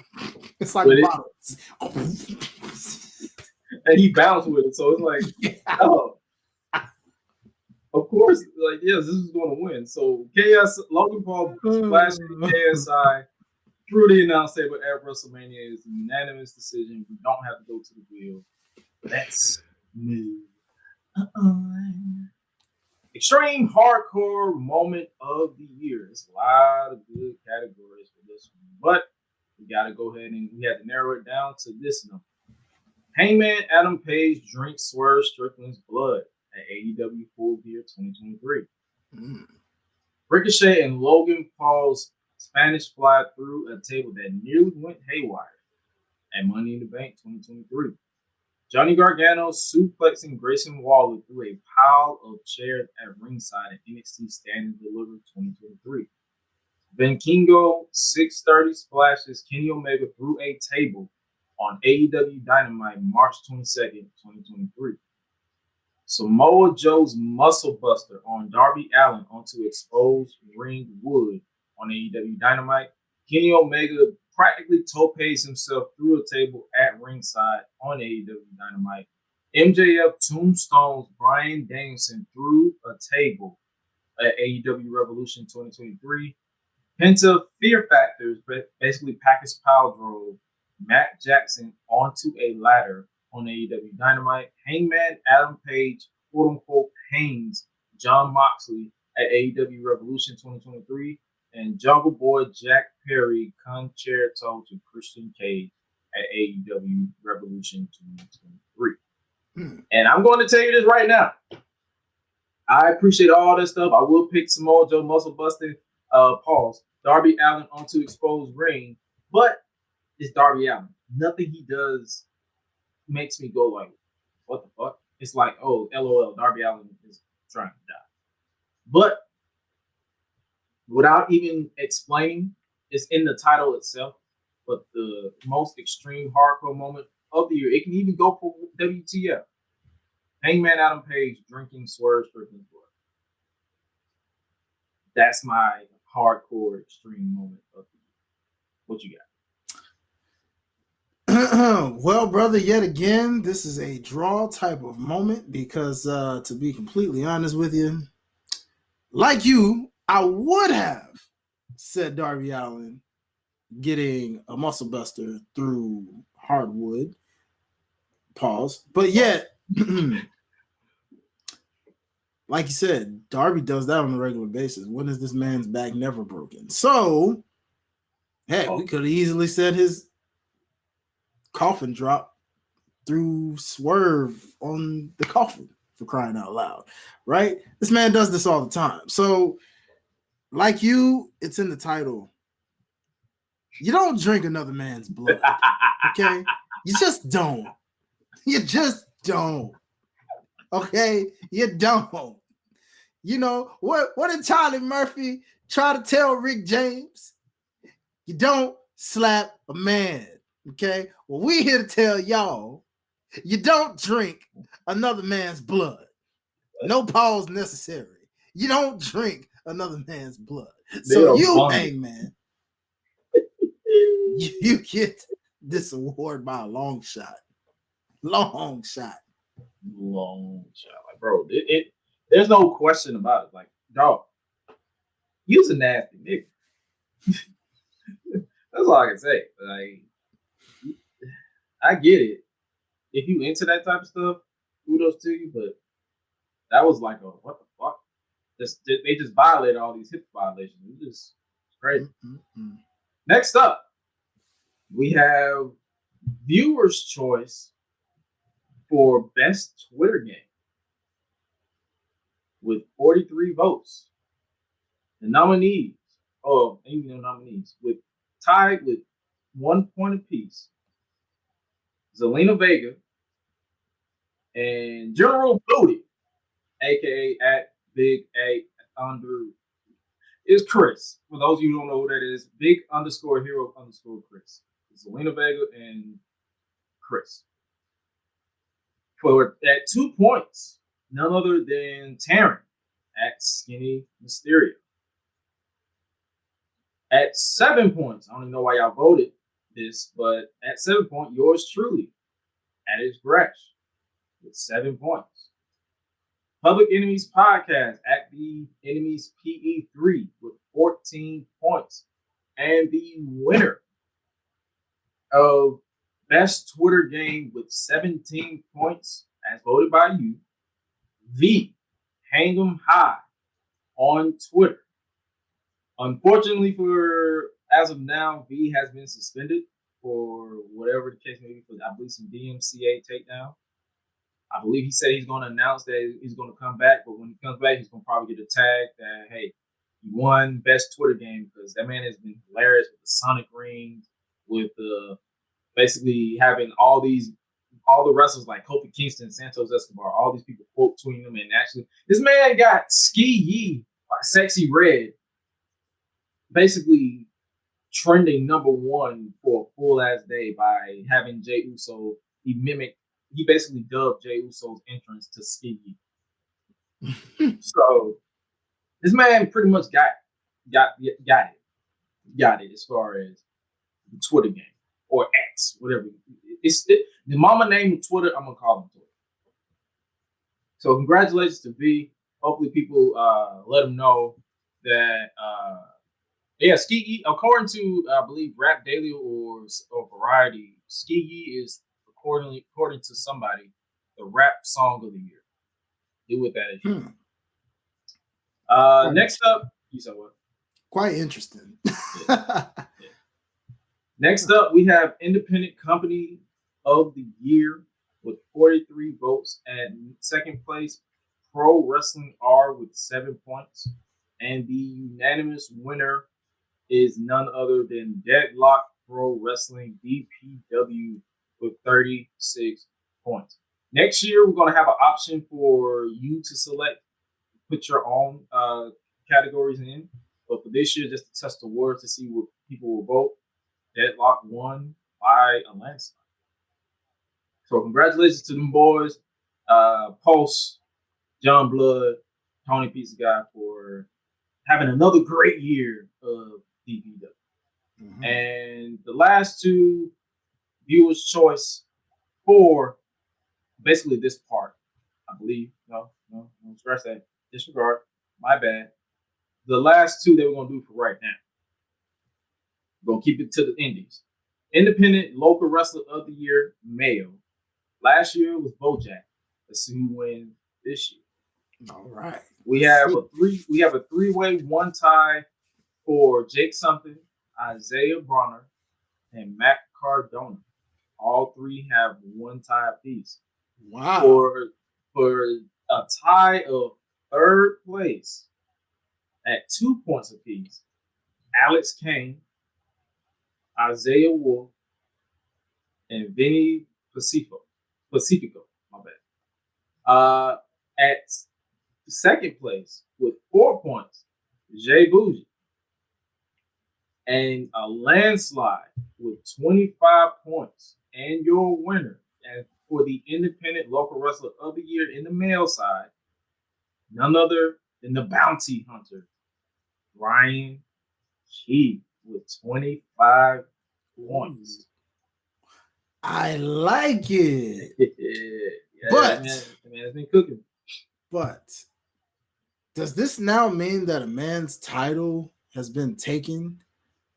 Because y'all literally gave the indie god, so we heard, 1 point. So then if it's the landslide and it's 25, he's not the indie god then, right? Wouldn't that mean Ryan Keefe's the new indie god? Mm-hmm. I mean, the people have spoken. So, hey, Mr. Cardona, if you happen to come across this, sir, you might want to try to get your title back because technically speaking, you just lost it. Yeah. All due respect to you, sir. All due respect to you. So, you melanin deficient hoe. Word Alex Kane. For the female star, the female side, for the independent local wrestler of the year, with 39 points, Jocelyn. I'm tongue tied. My fault. Jocelyn Novario with 1 point. Yamashita with 7 points at third place. Second place, none other than Ruthless Lala with 13 points.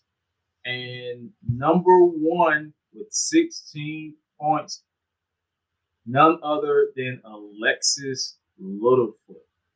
Shout out to her. I believe I'm following her on social media. She's a cool woman. I believe she just got back from an injury. She had like a injury, but she's back. 2024 will likely be her year. So shout out to Alexis Littlefoot for winning Independent Local Wrestler of the Year, female edition. And appreciate y'all for voting for that category. Mm-hmm. Next up, we have the moment where we are going to pay our respects and tribute to what we call the Unleashed Legends of basically where for the legends or people who left an impact on the entertainment wrestling business, and we want to give honor to them. And this year we have a total of 10 inductees. The first year we had 2, last year we had 3, and this year we have 10. First off, we're going to give our respect to none other than Bray Wyatt, Wyndham Rotunda. He is the first inductee. The Iron Sheik, Richard Roundtree, Bob Barker, Terry Funk, Ron Jones, DJ Casper, Don West, Jay Briscoe, and last but certainly not least, Mama Gresh herself, Sandra Gresh. Got any thoughts on any of these guys that we basically had to, fortunately and unfortunately, induct into this basically hall? Yeah, very unfortunate year in wrestling. We lost a lot of real ones. Starting with Jay Briscoe, probably one of the biggest shockers of the year in terms of knowing how much of a family man he was, and now how his brother's carrying on his legacy learning how to be a singles competitor, as we've seen in the Continental Classic. But then in that same energy and same side, we have Wyndham Rotunda, Bray Wyatt, and the shock value that brought as well. Also a family man, also nothing but positive words spoken about this man. And for us, a career that was cut way entirely too short. And even now, even as we're getting close to the end of the year, still one that's hard to process and believe that he's actually no longer with us. And then, of course, Don West, man, legend in the game, a true TNA original in terms of commentary. I mean, for TNA, you could say he was their Jim Ross or their Jerry the King Lawler in his own right. You know, he was a personality like no other. And Mike Tenay gave a beautiful speech about him during their Hall of Fame induction at Bound for Glory weekend, and just basically saying that you will never see another guy like a Don West, someone who was a true pioneer in how he came back or how he broke into the wrestling business, despite getting turned down so many different times before actually making it as a personality. So love to everyone on this list, man. These are always tough. Next year, you know, who knows who makes this list as well, unfortunately. But we say this, unfortunately, in a inspirational way, because though they are gone, they are never forgotten. They are forever with us. And everything that they left us with, we carry on, and we look forward to seeing them on the other side as they entertain in the sky. And continuing their legacy. Like it's a impactful way. Like you could look back, like the impact that Bray Wyatt had on the wrestling industry, the impact that Bob Barker had on households. Like growing up, family, what was The Price is Right was destination TV. If you had a grandmama that was into her stories, it was The Price is Right, then The Young and the Restless. Terry Funk, the man was basically lying about retiring every other day, but every time he got in that ring, you basically felt something. DJ Casper, that man's music is being played across every black gathering event. I can't even say a specific. It's like every time you're going to hear that this is something new, the Casper Slide Part 2, featuring the Black Band. Now this time, we're going to get funky. So you're going to hear that for generations. You even got younger generations learning the cha-cha slide. And then Jay Briscoe. I was late to the party on the Briscoe brothers because I didn't really follow ROH as much. But from what I saw, I'm like, this is the best trilogy I've ever seen in my life.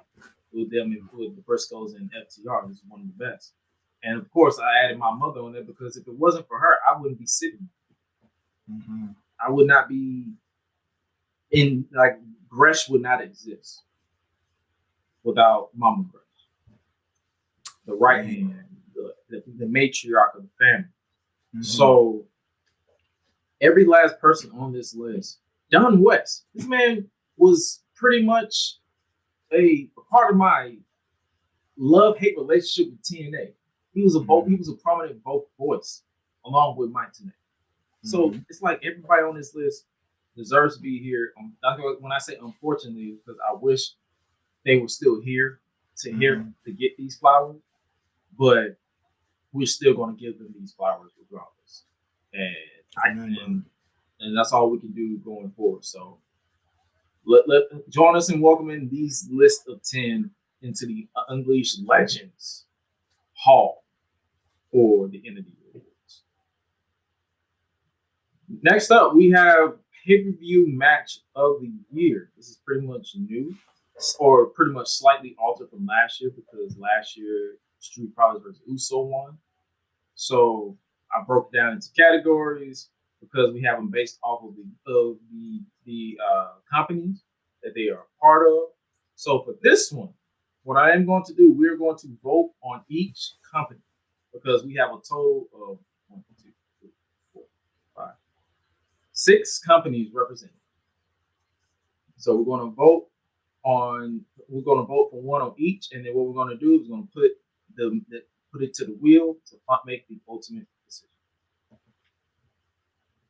Oh wait, no, scratch that. No, we're going to. I'm gonna write each winner down. Like I said at the beginning, we're live. My fault. We're gonna write each winner down, and then what we're gonna do, each winner of the select companies will then be placed in a separate pool, and we have 30 seconds to explain why this person should win ultimately. And if there is a tiebreaker, then we go to the wheel.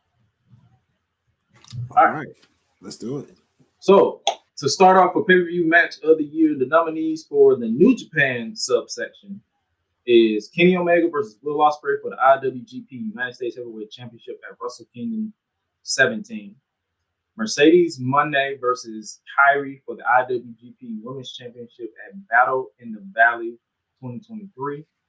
Mercedes Moné versus Azumi versus Hazuki for the IWGP Women's Championship at Sakura Genesis 2023. Juice Robinson versus Fred Rosser in a street fight at Resurgence 2023.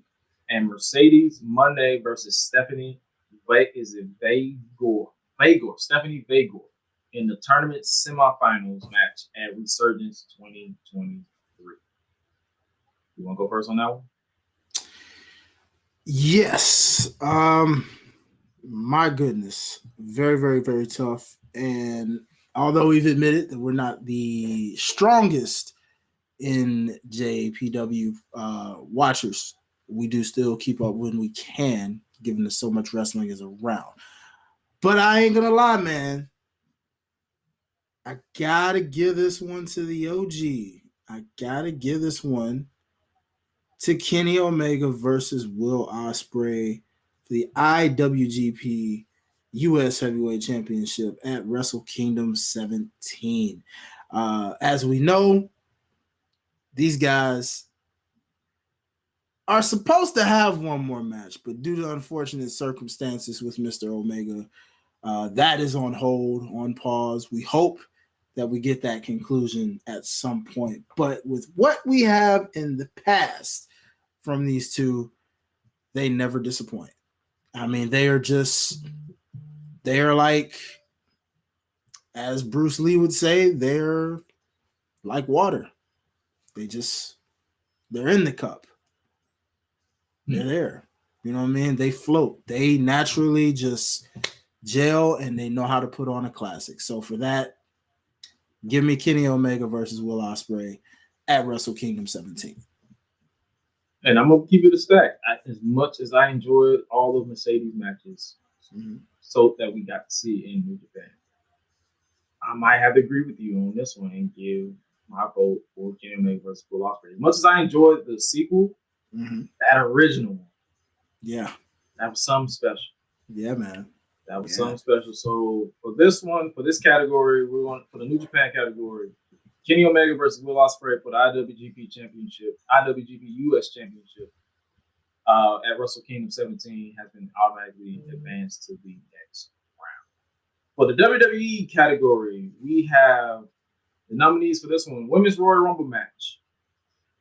Roman Reigns versus Sami Zayn for the Undisputed WWE Universal Championship at Elimination Chamber 2023. Drew McIntyre versus Gunther versus Sheamus for the Intercontinental Championship at WrestleMania 39. Charlotte Flair versus Rhea Ripley for the SmackDown/Women's World Championship at WrestleMania 39. Rey Mysterio versus Dominic Mysterio at WrestleMania 39. The Usos versus Sami Zayn and Kevin Owens for the Undisputed WWE Tag Team Championship at WrestleMania 39. Roman Reigns versus Cody Rhodes for the Undisputed WWE Universal Championship at WrestleMania 39. Bad Bunny versus Damian Priest in a San Juan, Puerto Rico street fight at Backlash 2023. Bianca Belair versus Io Sky for the Raw/WWE Women's Championship at Backlash 2023. Roman Reigns and Solo Sikoa versus the Usos in the Bloodline Civil War at Money in the Bank 2023. Gunther versus Drew McIntyre for the Intercontinental Championship at SummerSlam 2023. Asuka versus Bianca Belair versus Charlotte Flair for the WWE Women's Championship at SummerSlam 2023. Finn Balor and Damian Priest versus Kevin Owens and Sami Zayn in a street fight for the Undisputed Tag Team Championship at Payback. Trish Stratus versus Becky Lynch inside of a steel cage at Payback, and the Women's War Games match at Survivor Series. So for this one, it's going to be tough because I know, and as much as I love the Bloodline Civil War, the reason why I'm not going with this is because of the follow-up, with them overcomplicating the Bloodline, with Jimmy initiating the turn on Roman just for him to go back. So I'm gonna have to go. As much as I know a lot of people don't like this particular match, but if you look at the match itself, it was structured great. The outcome just threw everybody off. And I'm going to have to go for this one to be Cody Rhodes versus Roman Reigns for the Undisputed Universal Championship at WrestleMania 30. Who you got? Okay. Solid list. But I am going to have to go. You know what? I'm going to have to go with the Civil War from the Bloodline. And although I do understand where you come from with the follow-up, what does not change the fact of what makes this match what it was is that we witnessed Roman actually get pinned for the first time in years. That outcome alone just blew the roof off. And no one probably saw that coming at all, to be honest. Arguably could have been in shocker of the year kind of levels because of that alone and what it actually did for Jey Uso's career in when we mentioned breakout superstar. So because of that factor, I look at the elements, the build up to it, the fact that the Usos were basically, dare I say, exiled from the bloodline for a minute, given losing the tag team titles and what led to that. I almost wanted to put KO and Sami Zayn against the Usos in this because that also was an arguable moment. But I give the edge to the Civil War because, again, of that Roman factor that we literally may not have seen him lose this title yet, but we have seen this man pinned in 2023. So let that sink in, people. Roman has not lost the belt this year, but he has suffered a clean pinfall in this year. For that, I got to give it to the Bloodline Civil War. All right. So with that, now the both of those matches that we picked it advances to the next round. It'll automatically become to the field. Next up, we have for NXT, Johnny Gargano versus Grayson Waller in an unsanctioned match at Stand and Deliver. Carmelo Hayes versus Braun Breaker for the NXT Championship at Stand and Deliver. Wesley versus Tyler Bate versus Joe Gacy for the NXT North American Championship at Battleground. Ilya Dragunov versus Dijak in a last man standing match at Battleground. Roxanne Perez versus Blair Davenport in a Weapons Wild match at Great American Bash. Dirty Dominic Mysterio versus Wesley versus Mustafa Ali for the NXT North American Championship at Great American Bash. Carmelo Hayes versus Ilya Dragunov for the NXT Championship at Great American Bash. Tony D'Angelo and Channing Stacks Lorenzo versus Angel Garza and Humberto Carrillo versus the Creed Brothers versus OTM for the NXT Tag Team Championship at No Mercy. Noam Dar versus Butch for the NXT Heritage Cup at No Mercy. Ilya Dragunov versus Carmelo Hayes for the NXT Championship at No Mercy. Becky Lynch versus Tiffany Stratton in Extreme Rules match for the NXT Women's Championship at No Mercy. And the Men's Iron Survivor Challenge at Deadline 2023. I'm going to let you go first. Ooh, okay. Not gonna hold you. Call me a bit of a prisoner of the moment. But everybody's a sucker for a good story in a match. And one thing I know that I enjoy, I can speak for myself here. One thing I sure as heck enjoy is a roller coaster in a match where your mind thinks one thing, suddenly in a matter of minutes thinks a whole nother thing. You gasp for air, and then you're like, oh God, thank God. And then before you know it, you're either angry, then you're shocked, then you're hype, and then you're extremely in levels of complete mark. So, with that being said, I gotta go with the Men's Iron Survivor match.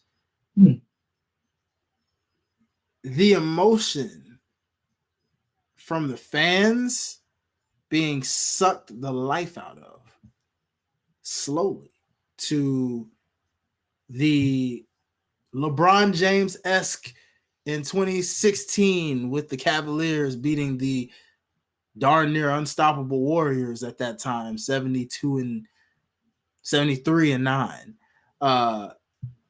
It was written. You couldn't write it any better than you did, man. So I had to throw that name in the hat. So Gresh, who you got, sir?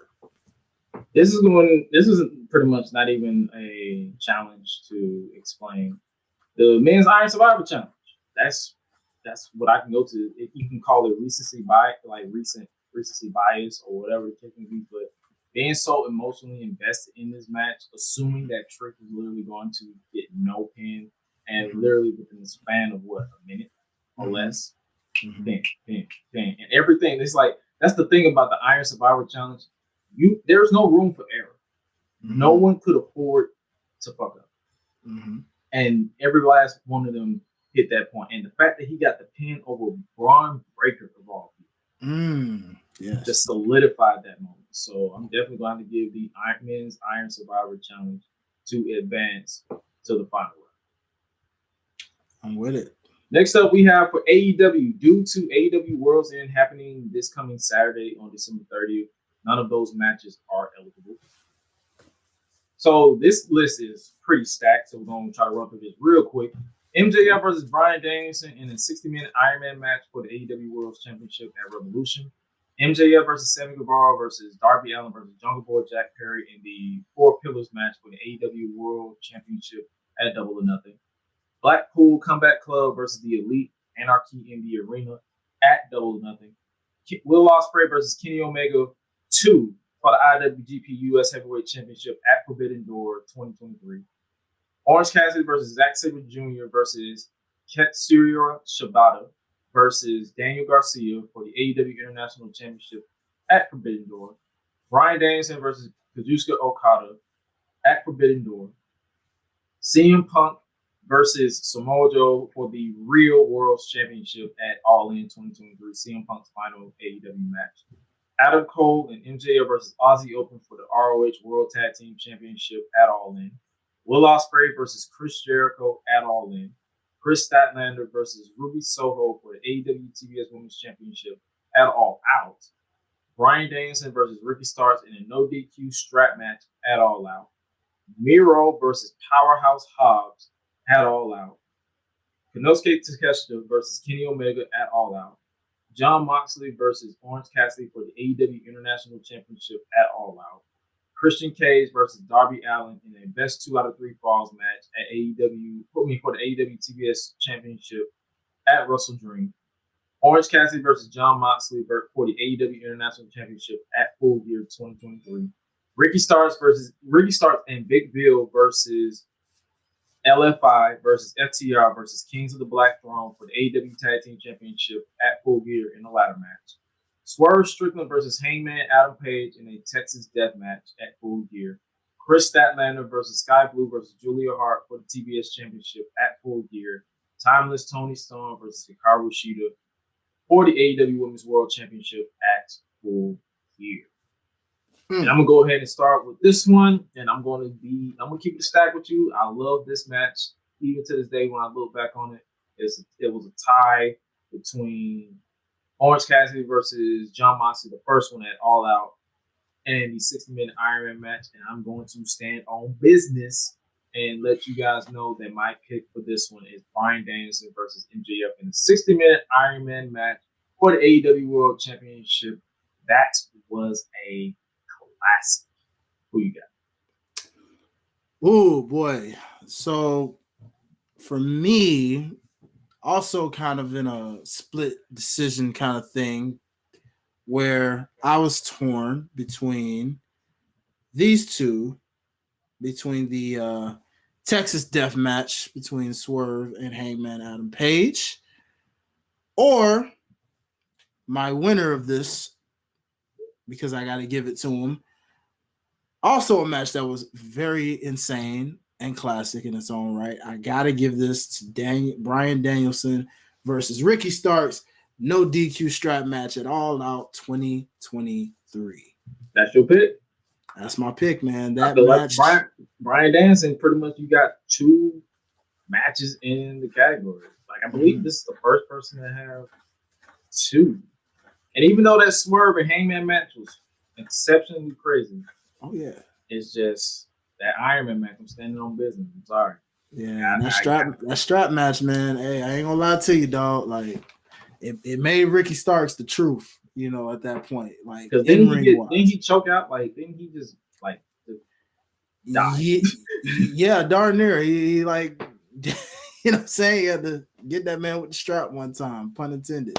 All right, so we got two more companies, and then we're going to do the overall vote. For Impact Wrestling, we have 7 matches that are nominated: Will Ospreay versus Speedball Mike Bailey at Bound for Glory, Josh Alexander versus Bully Ray for the Impact World Championship at Hard to Kill, Jordan Grace versus Mickie James for the Impact Knockouts World Championship at Hard to Kill, Jonathan Gresham versus Eddie Edwards at Hard to Kill, Trey Miguel versus Chris Sabin for the Impact X Division Championship at Under Siege, Josh Alexander versus Rich Swann, for the Impact World Championship at No Surrender, Jonathan Gresham versus Speedball Mike Bailey at Sacrifice, Trinity versus Mickie James for the Impact Knockouts World Championship at Bound for Glory. You go first on this one. Okay, so lots of ones to choose from here. And though I did enjoy the feud between Josh Alexander and Bully Ray as far as their build and even that overall matchup, I gotta give this to my guys, Will Ospreay and Speedball Mike Bailey at Bound for Glory 2023. I mean, Will Ospreay, arguably, I didn't get to say this earlier, was before we added that newly found category split decision co-winner, I guess, second place. Will Ospreay was going to be my superstar of the year at one point, honestly, because of the fact that this man has arguably been the hottest free agent on the wrestling scene this year. Even though he's been technically still signed in New Japan, but yeah. To a degree, in a sense, yeah. So he's been on a world tour. We can't deny that. I mean, AEW, New Japan, Impact. This man's literally been a little bit of everywhere, putting on bangers with everybody. And so with that, yeah, man. And Mike Bailey, Speedball. I mean, come on, man. This guy is like TNA's version of Bryan Danielson. This man just doesn't know how to put on a bad match with anybody. So that being said, man, give me that pick. And I might have to bounce back off you with that one, because I remember watching that match live. At one point, I believe people saw it on the Impact, but I actually watched it live. No, I lied. Sorry. I watched it the next day, and then I watched it on Impact when they did the recap. and it was great both times. So I have to agree with you on that. Give me Speedball, Mike Bailey versus Will Ospreay for the Impact side of this category. And last but certainly not least, we only have 3 for Ring of Honor because, like I said, a lot of people don't really follow Ring of Honor. We don't really have that much type of time. I'm not even gonna lie to you. I can only consume so much wrestling. But the 3 matches we have is Athena versus Willow Nightingale at Death Before Dishonor. We said Super Card of Honor. It's Death Before Dishonor early in the show. That's where the match happened. Keith Lee versus Shane Taylor at Final Battle, and Athena versus Billy Starks at Final Battle. Okay. And I'm gonna keep it stacked. I'm gonna keep it quick. Go ahead. My pick for this one is Athena versus Willow Nightingale. They styles meshed well. They clicked. I loved every single second of it. That is my pick. I'm standing on that business. Brother, man, I ain't gonna lie. I'm right there with you, man. Shout out to Keith Lee and Shane Taylor for putting on for the big men's. You know what I'm saying? Letting them know, hey, it's more to us than the size and the stature. But that being said, like you, brother, I got to give this one to Athena versus Willow Nightingale, man. They worked. They have a chemistry. I want to see them run it back at some point. Also, adding to the point of what we said earlier, what's going on? It adds to the effect of what we were talking about earlier, man. Willow Nightingale's stock was going in such the right direction, and this was part of the reason why. So we need this to run it back so we can get her back on track. That being said, let's go with it. All right. So now that we have picked for each company, we are now down to 1, 2, 3, 4, 5, 6, 7, 8 matches overall across all companies. And now we have up to 30 seconds to basically stand on business and make our pick or throw it out the way. So for the overall, for those, it's just a reminder, Kenny Omega versus Will Ospreay won for the IWGP US Heavyweight Championship at Wrestle Kingdom. Roman Reigns and Solo Sikoa versus the Usos, the Bloodline Civil War, and Money in the Bank. Roman Reigns versus Cody Rhodes for the Undisputed WWE Universal Championship at WrestleMania 39. The Men's Iron Survivor Challenge at Deadline. MJF versus Bryan Danielson in 60-minute Iron Man match for the AEW World Heavyweight Championship at Revolution. Bryan Danielson versus Ricky Starks in a no DQ strap match at All Out. Will Ospreay versus Speedball Mike Bailey at Bound for Glory 2023. And Athena versus Willow Nightingale at Death Before Dishonor. Brother, you want to go first? Yeah, I think I will go first on this one, man. Okay. This is gonna be crazy, but you know what? At the end of the day, I am going to go with the NXT Men's Iron Survivor Challenge. Again, man, the story wrote itself. You cannot book a better match than the way you did here. I realize some people look at NXT, it's not their cup of tea per se, but you got to understand there are certain matches you have to watch sometimes, and this is one of them because, again, now, if you don't know the story, you can't invest in the story. However, even if you didn't know the build up to this match, you can still watch this match not knowing any bit of why the crowd was so invested in Trick Williams and the story behind it all, including the men in the match having their own reasons to win, and still be invested. Like, wow, how did they do this? All due respect to the rest of the matches. They all bang. They all told stories, but some of them had bad buildups to their story, or some of them probably just didn't work. I mean, I could have made a case for the Bloodline Civil War. We saw how hot that was going into it.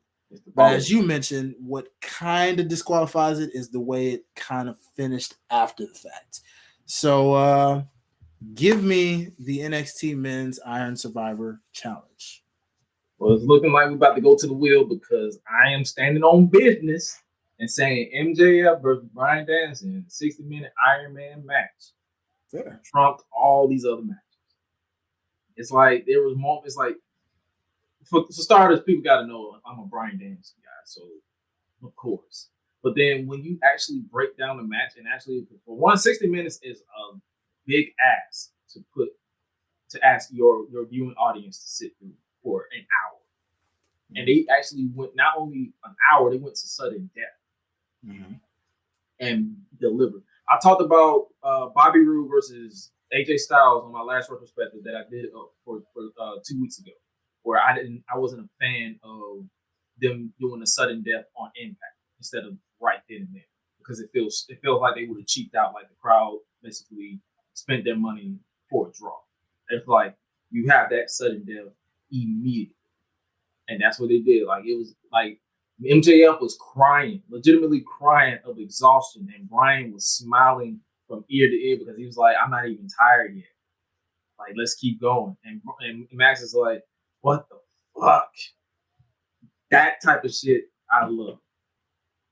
So I'm standing on business with Brian versus MJF. You doing the men's Iron Survivor, and Mr. Will, come on in and let us come on in. Let us do it, and let's see who becomes the pay-per-view match of the year. So many great matches, but it only comes down to one.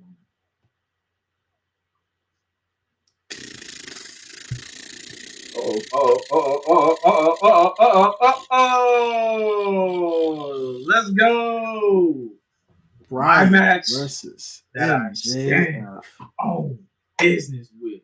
Bryan Danielson versus MJF for the AEW World Heavyweight Championship in a 60-minute Iron Man match, which included a 5-minute, I believe, sudden death, so 65 minutes. So that was all matches, like I said, was great matches that I can literally watch back. I can still watch back the Bloodline Civil War to this day. I can watch back the Miz Iron Survivor Challenge because that was some great shit. Hell, I can even give my honorable mention award to Athena versus Willow Nightingale. That was some great shit. But overall, MJF versus Bryan Danielson for the AEW World Championship in a 60-minute Iron Man match is the pay-per-view match of the year. Next up, we have make sure to go back to my regular notes. Next up, we have the TV match of the year. And the nominees are as follows. AEW on Dynamite, Darby Allin versus Samoa Joe for the TNT Championship. Will Ospreay versus Josh Alexander. Bryan Danielson versus Konosuke Takeshita. Tasha Steelz versus Deonna Purrazzo. Kevin the Jet Knight versus Moose. Kenny Omega versus Jon Moxley inside of a steel cage. Mercedes Martinez versus Willow Nightingale. Imperium versus DIY in a best 2 out of 3 falls match. MJF versus Kenny Omega for the AEW World Championship. Seth freaking Rollins versus Sami Zayn for the World Heavyweight Championship. Bryan Danielson versus Roosh. Noam Dar versus Chad Gable for the Heritage Cup. Alex Shelley versus Jonathan Gresham for the Impact World Championship. Kenny Omega versus Ben Kingo. Bryan Danielson versus Daniel Garcia. And Seth Rollins versus Jey Uso for the World Heavyweight Championship. Who you got? Oh, man. I am looking at this and, boy, I'm having a moment. First off, I want to shout out my bro, my boy, my guy, Kevin the Jet Knight, for even just making this category, man. Brother, I salute you. You are well on your way. You've been showing people in Impact Wrestling and in New Japan, because not many brothers are being represented out there, and you representing for us brothers, are doing their thing, and I'm happy with what you're doing with Kushida and what you're doing with everything that you're doing out there, even on a solo run, just proving how great and how much of the future you are in pro wrestling. But with that said, I got to give this one to MJF versus Kenny Omega at AEW Collision. Just off the build, man. The way that was built was just so smooth. Wasn't he given that MJF was, I mean, MJF cutting that promo and letting them know, a few more days, you know what I'm saying? Letting them know, like, the simplicity of it, basically. You know? And the fact that Kenny Omega's like, word, okay, we'll see about that. And the fact that we now forever have the debate, who was the greatest AEW World Champion? Was it Kenny Omega? Was it MJF? Some may even say, was it Adam Page? We won't know, but it's in the air based off preference. And so this match was like, mwah, for a TV match, because it was just like, you didn't need to tell much to the story. It told itself. Kind of reminded me of when the New Day was trying to protect their record of the longest tag team champions versus the Usos. Got what you needed. You know what I mean? I see Gresh typing, so let's get to Gresh. What do you got for best TV match, my friend? I'm gonna keep it straight to the point. I gotta give it to Bryan Danielson versus Konosuke Takeshita. Keep butchering his name. Yeah, I definitely get that match because it was before whatever they're doing with Don Callis and him. I don't know what they're doing with him. Hopefully they hit the reset button and we just forget that this feud ever happened, because what the hell.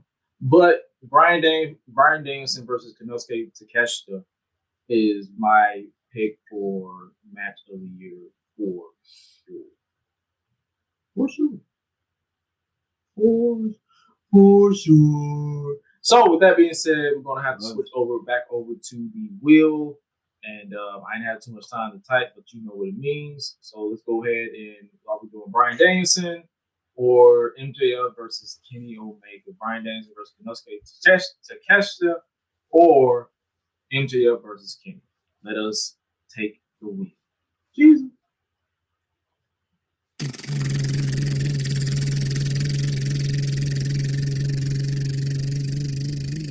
Oh, so close. Yikes. So you saw how it slowed down, dude? That was close. I thought it was gonna land like right in the middle where you couldn't even tell. Like it says psych. That was close. Bryan Danielson versus Konosuke Takeshita is literally the TV match of the year. I meant Bryan Danielson, but like I said, it was too much to type, so I just say, you know what I meant. But nevertheless, that is the TV match of the year. The wheel literally has been shaking up our foundations for all of our picks. Every pick has made sense. Every match on here made sense. But the wheel made the ultimate decision. Next up, we have 4 more categories before we get up out of here. For part 1. Part 2 definitely drops sometime this week. Next up, we have entrance of the year. Because you know how we are. We love to praise music, rock the music, and all that good stuff. But you know, we got to give the praise to the entrance of the year. And the nominees are Bad Bunny at Backlash 2023. The Usos at Money in the Bank 2023. Bianca Belair at WrestleMania 39. Trick Williams at NXT No Mercy. American Badass Undertaker on Raw is 30. Swerve Strickland featuring Prince Nana and the Dancers at AEW Full Gear. Rey Mysterio featuring Snoop Dogg at WrestleMania 39. Dominic Mysterio's jail theme at WrestleMania 39. Sami Zayn returns home on the SmackDown Before Elimination Chamber 2023. Brood Edge at WrestleMania 39. Bryan Danielson's final countdown at AEW Forbidden Door 2. Jey Uso. What was that, Forbidden Door, or was that All Out? Was that Forbidden Door? I believe so. Yeah. Okay. All Out and Forbidden Door. It was both of them. It was both of them? Okay. Mm-hmm. So yeah, same. Jey Uso. Main event Jey Uso, his solo one. And Cody Rhodes at WrestleMania 39, Roman Reigns at WrestleMania 39, and Seth Rollins at WrestleMania 39. And I'm going to go first with this one being, I'm sorry to the actual main wrestlers, but I gotta go with Bad Bunny at Backlash 2023. I'm sorry. Jabea. You go, my brother. You go. You know, I almost could go and rival you with this because I almost would like to go with Rey Mysterio. I was not trying to rhyme on purpose when I said that, people. It just kind of happens. But I mean, Big Snoop Dogg, Low Rider, you know what I'm saying? My guy. You already know what's up. I'm shout out to Kevin Knight again. Love you, bro. But yeah, man, I almost wanted to go with Rey Mysterio just off the pop that the Eddie Guerrero side of it got first before leading into getting that West Side coming out. But much like you, brother, believe it or not, right off top, sorry, Bad Bunny takes the win because Puerto Rico showed y'all what happens when they have a hero, a hometown hero, and they let y'all know we Puerto Rican, baby. We don't play. So, hey, Bad Bunny, he takes the win for this one, y'all. Interest of the year. Point blank. All right. And the last three for part one of the end of the year awards is strictly viewers' choice. First up, viewers' pay-per-view of the year with 37 points, tying in at 1 point apiece. ROH Final Battle, AEW All In, and TNA or Impact this year Slammiversary. At number two, with 2 points apiece, Survivor Series. With 6 points apiece, 6 points, WrestleMania 39. In second place with 11 points, Backlash in San Juan, Puerto Rico. Backlash 2023. And winning with 15 points overall is AEW Wrestle Dream. Wow. You guys voted. That's what you picked for. Wow. Wrestle Dream. Okay. Okay. Wow. Was not expecting that one. I was not expecting that one. My goodness. Next up, we have Best Podcast of the Year, Viewers' Choice, with 43 total points overall. Ooh, nice. Tied in at 1 apiece, Steel Steps, Party Wrestling Podcast, and Life's a Botch Podcast. Okay. With 2 points, Those Wrestling Girls Podcast. Okay. And the Jobber Tears Podcast with 2 points apiece. Okay. And tied in with 13 points apiece is the Gresh and Hi-Lite Podcast and the Public Enemies Podcast. And I could have let this stick with a tie, but seeing as people voted for one of the Public Enemies Podcast subsidiaries being All Elite with Keats with a total of 3, I decided to, as an honorary main member of the board of directors of Freepedia, I have to let our guests pick up the win on this one. So with a total of 16 points, the Public Enemies Podcast is best podcast of 2023. And I appreciate you guys for voting for yours truly, but I just got back in the game. They've been killing it since day one this year. So it only made sense to let them take the dub. Big facts. But shout out to everybody in the categories, man. Best of wishes going into 2024, man. Let's make 2024 epic. All of our years, so that it could be a 4-5-way tie for best podcast. Feel me? We all gonna be cooking it. Let's do it. And then last but certainly not least for this part is viewers hater of the year. You know, the guy that is always hating. It's always hating, but the viewers' choice for this year with 43 points in total overall. So tied in at 1 point apiece, Brock Lesnar in the WWE, Grayson Waller, WWE, Athena, AEW, ROH, Paul Heyman in WWE, and Swerve and Christian both got a point. We'll talk about that. So basically, Swerve and Christian, someone voted for both Swerve and Christian. So like they literally typed in Swerve and Christian.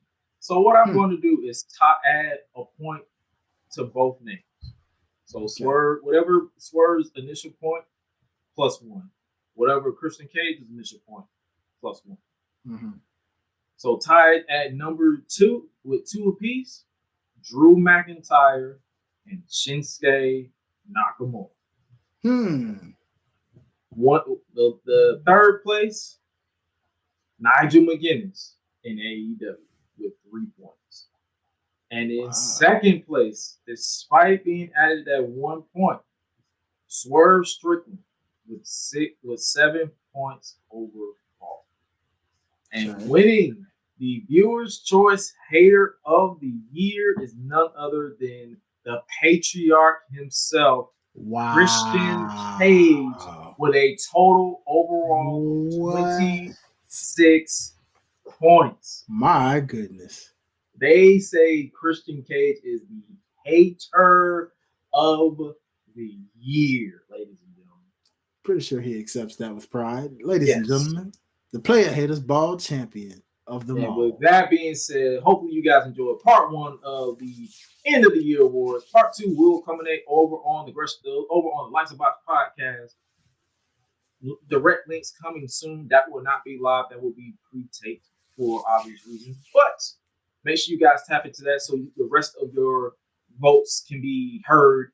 Best fan reaction of the year, botch of the year, mic drop moment of the year, best mic game, best women's division of the year, best tag team division of the year, theme song of the year, announced team of the year, viewers pay-per-view match of the year, viewers TV match of the year. So much going on in part 2. This has only been part 1. We've been here for nearly 3 hours, but it's been a fun time. Hopefully you guys enjoyed. But before we get up out of here, it is only customary that we give you guys our song of the week. You want to go first, my brother? Yes, sir, my brother. Without further ado, I'm gonna go with the song. Your boy was bowling over the weekend and heard something playing. You know how bowling do. They play a little something on the playlist while you're doing your thing. Heard the song and said, I ain't heard this joint in a minute. I forgot all about this song. So my song of the week goes to none other than Forever by Chris Breezy himself. No, you going Chris Brown. Chris Brown. Forever Chris Brown. Forever. What year did that come out? Ooh, like 20. That was still Pop Chris, so that had to be like 2014. I think. Okay. I want to say I might have to. We live, so I'm gonna have to look that up, y'all. But yeah, I'll definitely when we post it on social media, I'll definitely you'll know. And for my song of the week for this week is none other than Too Close by Next. Once you hear that song, it was a bop. I literally listened to it on the plane ride back, and I just so happened to run across it when I put it on shuffle in my Gresh Road 2023 playlist. I got an update for 2024 playlist because this year's almost over. But those are our songs of the week, and hopefully you guys enjoyed part 1 of the end of the year awards. Likely, this will be the final episode of the Gresh and Hi-Lite podcast for 2023. It's still to be determined on if we will cover the World's End pay-per-view from AEW. That will be to be determined. We will let you guys know by Friday. If you don't get nothing by Friday, we're not doing it. If you get something by Friday, then we're doing it. But as of now, that is still to be determined.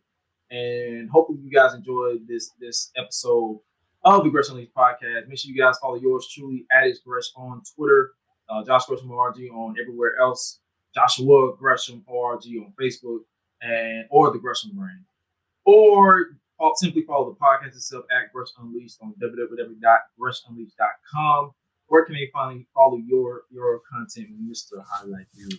Yes, sir. Follow all things at Hi-Lite Life, HILITE Life, or you can go follow all things at the Life's a Botch podcast. I would hope you follow because that's where we're doing part 2 to this thing. Go make sure you follow all things Life's a Botch podcast, and of course, our platform behind the platform, OTS Media Co. Thank you. Yes.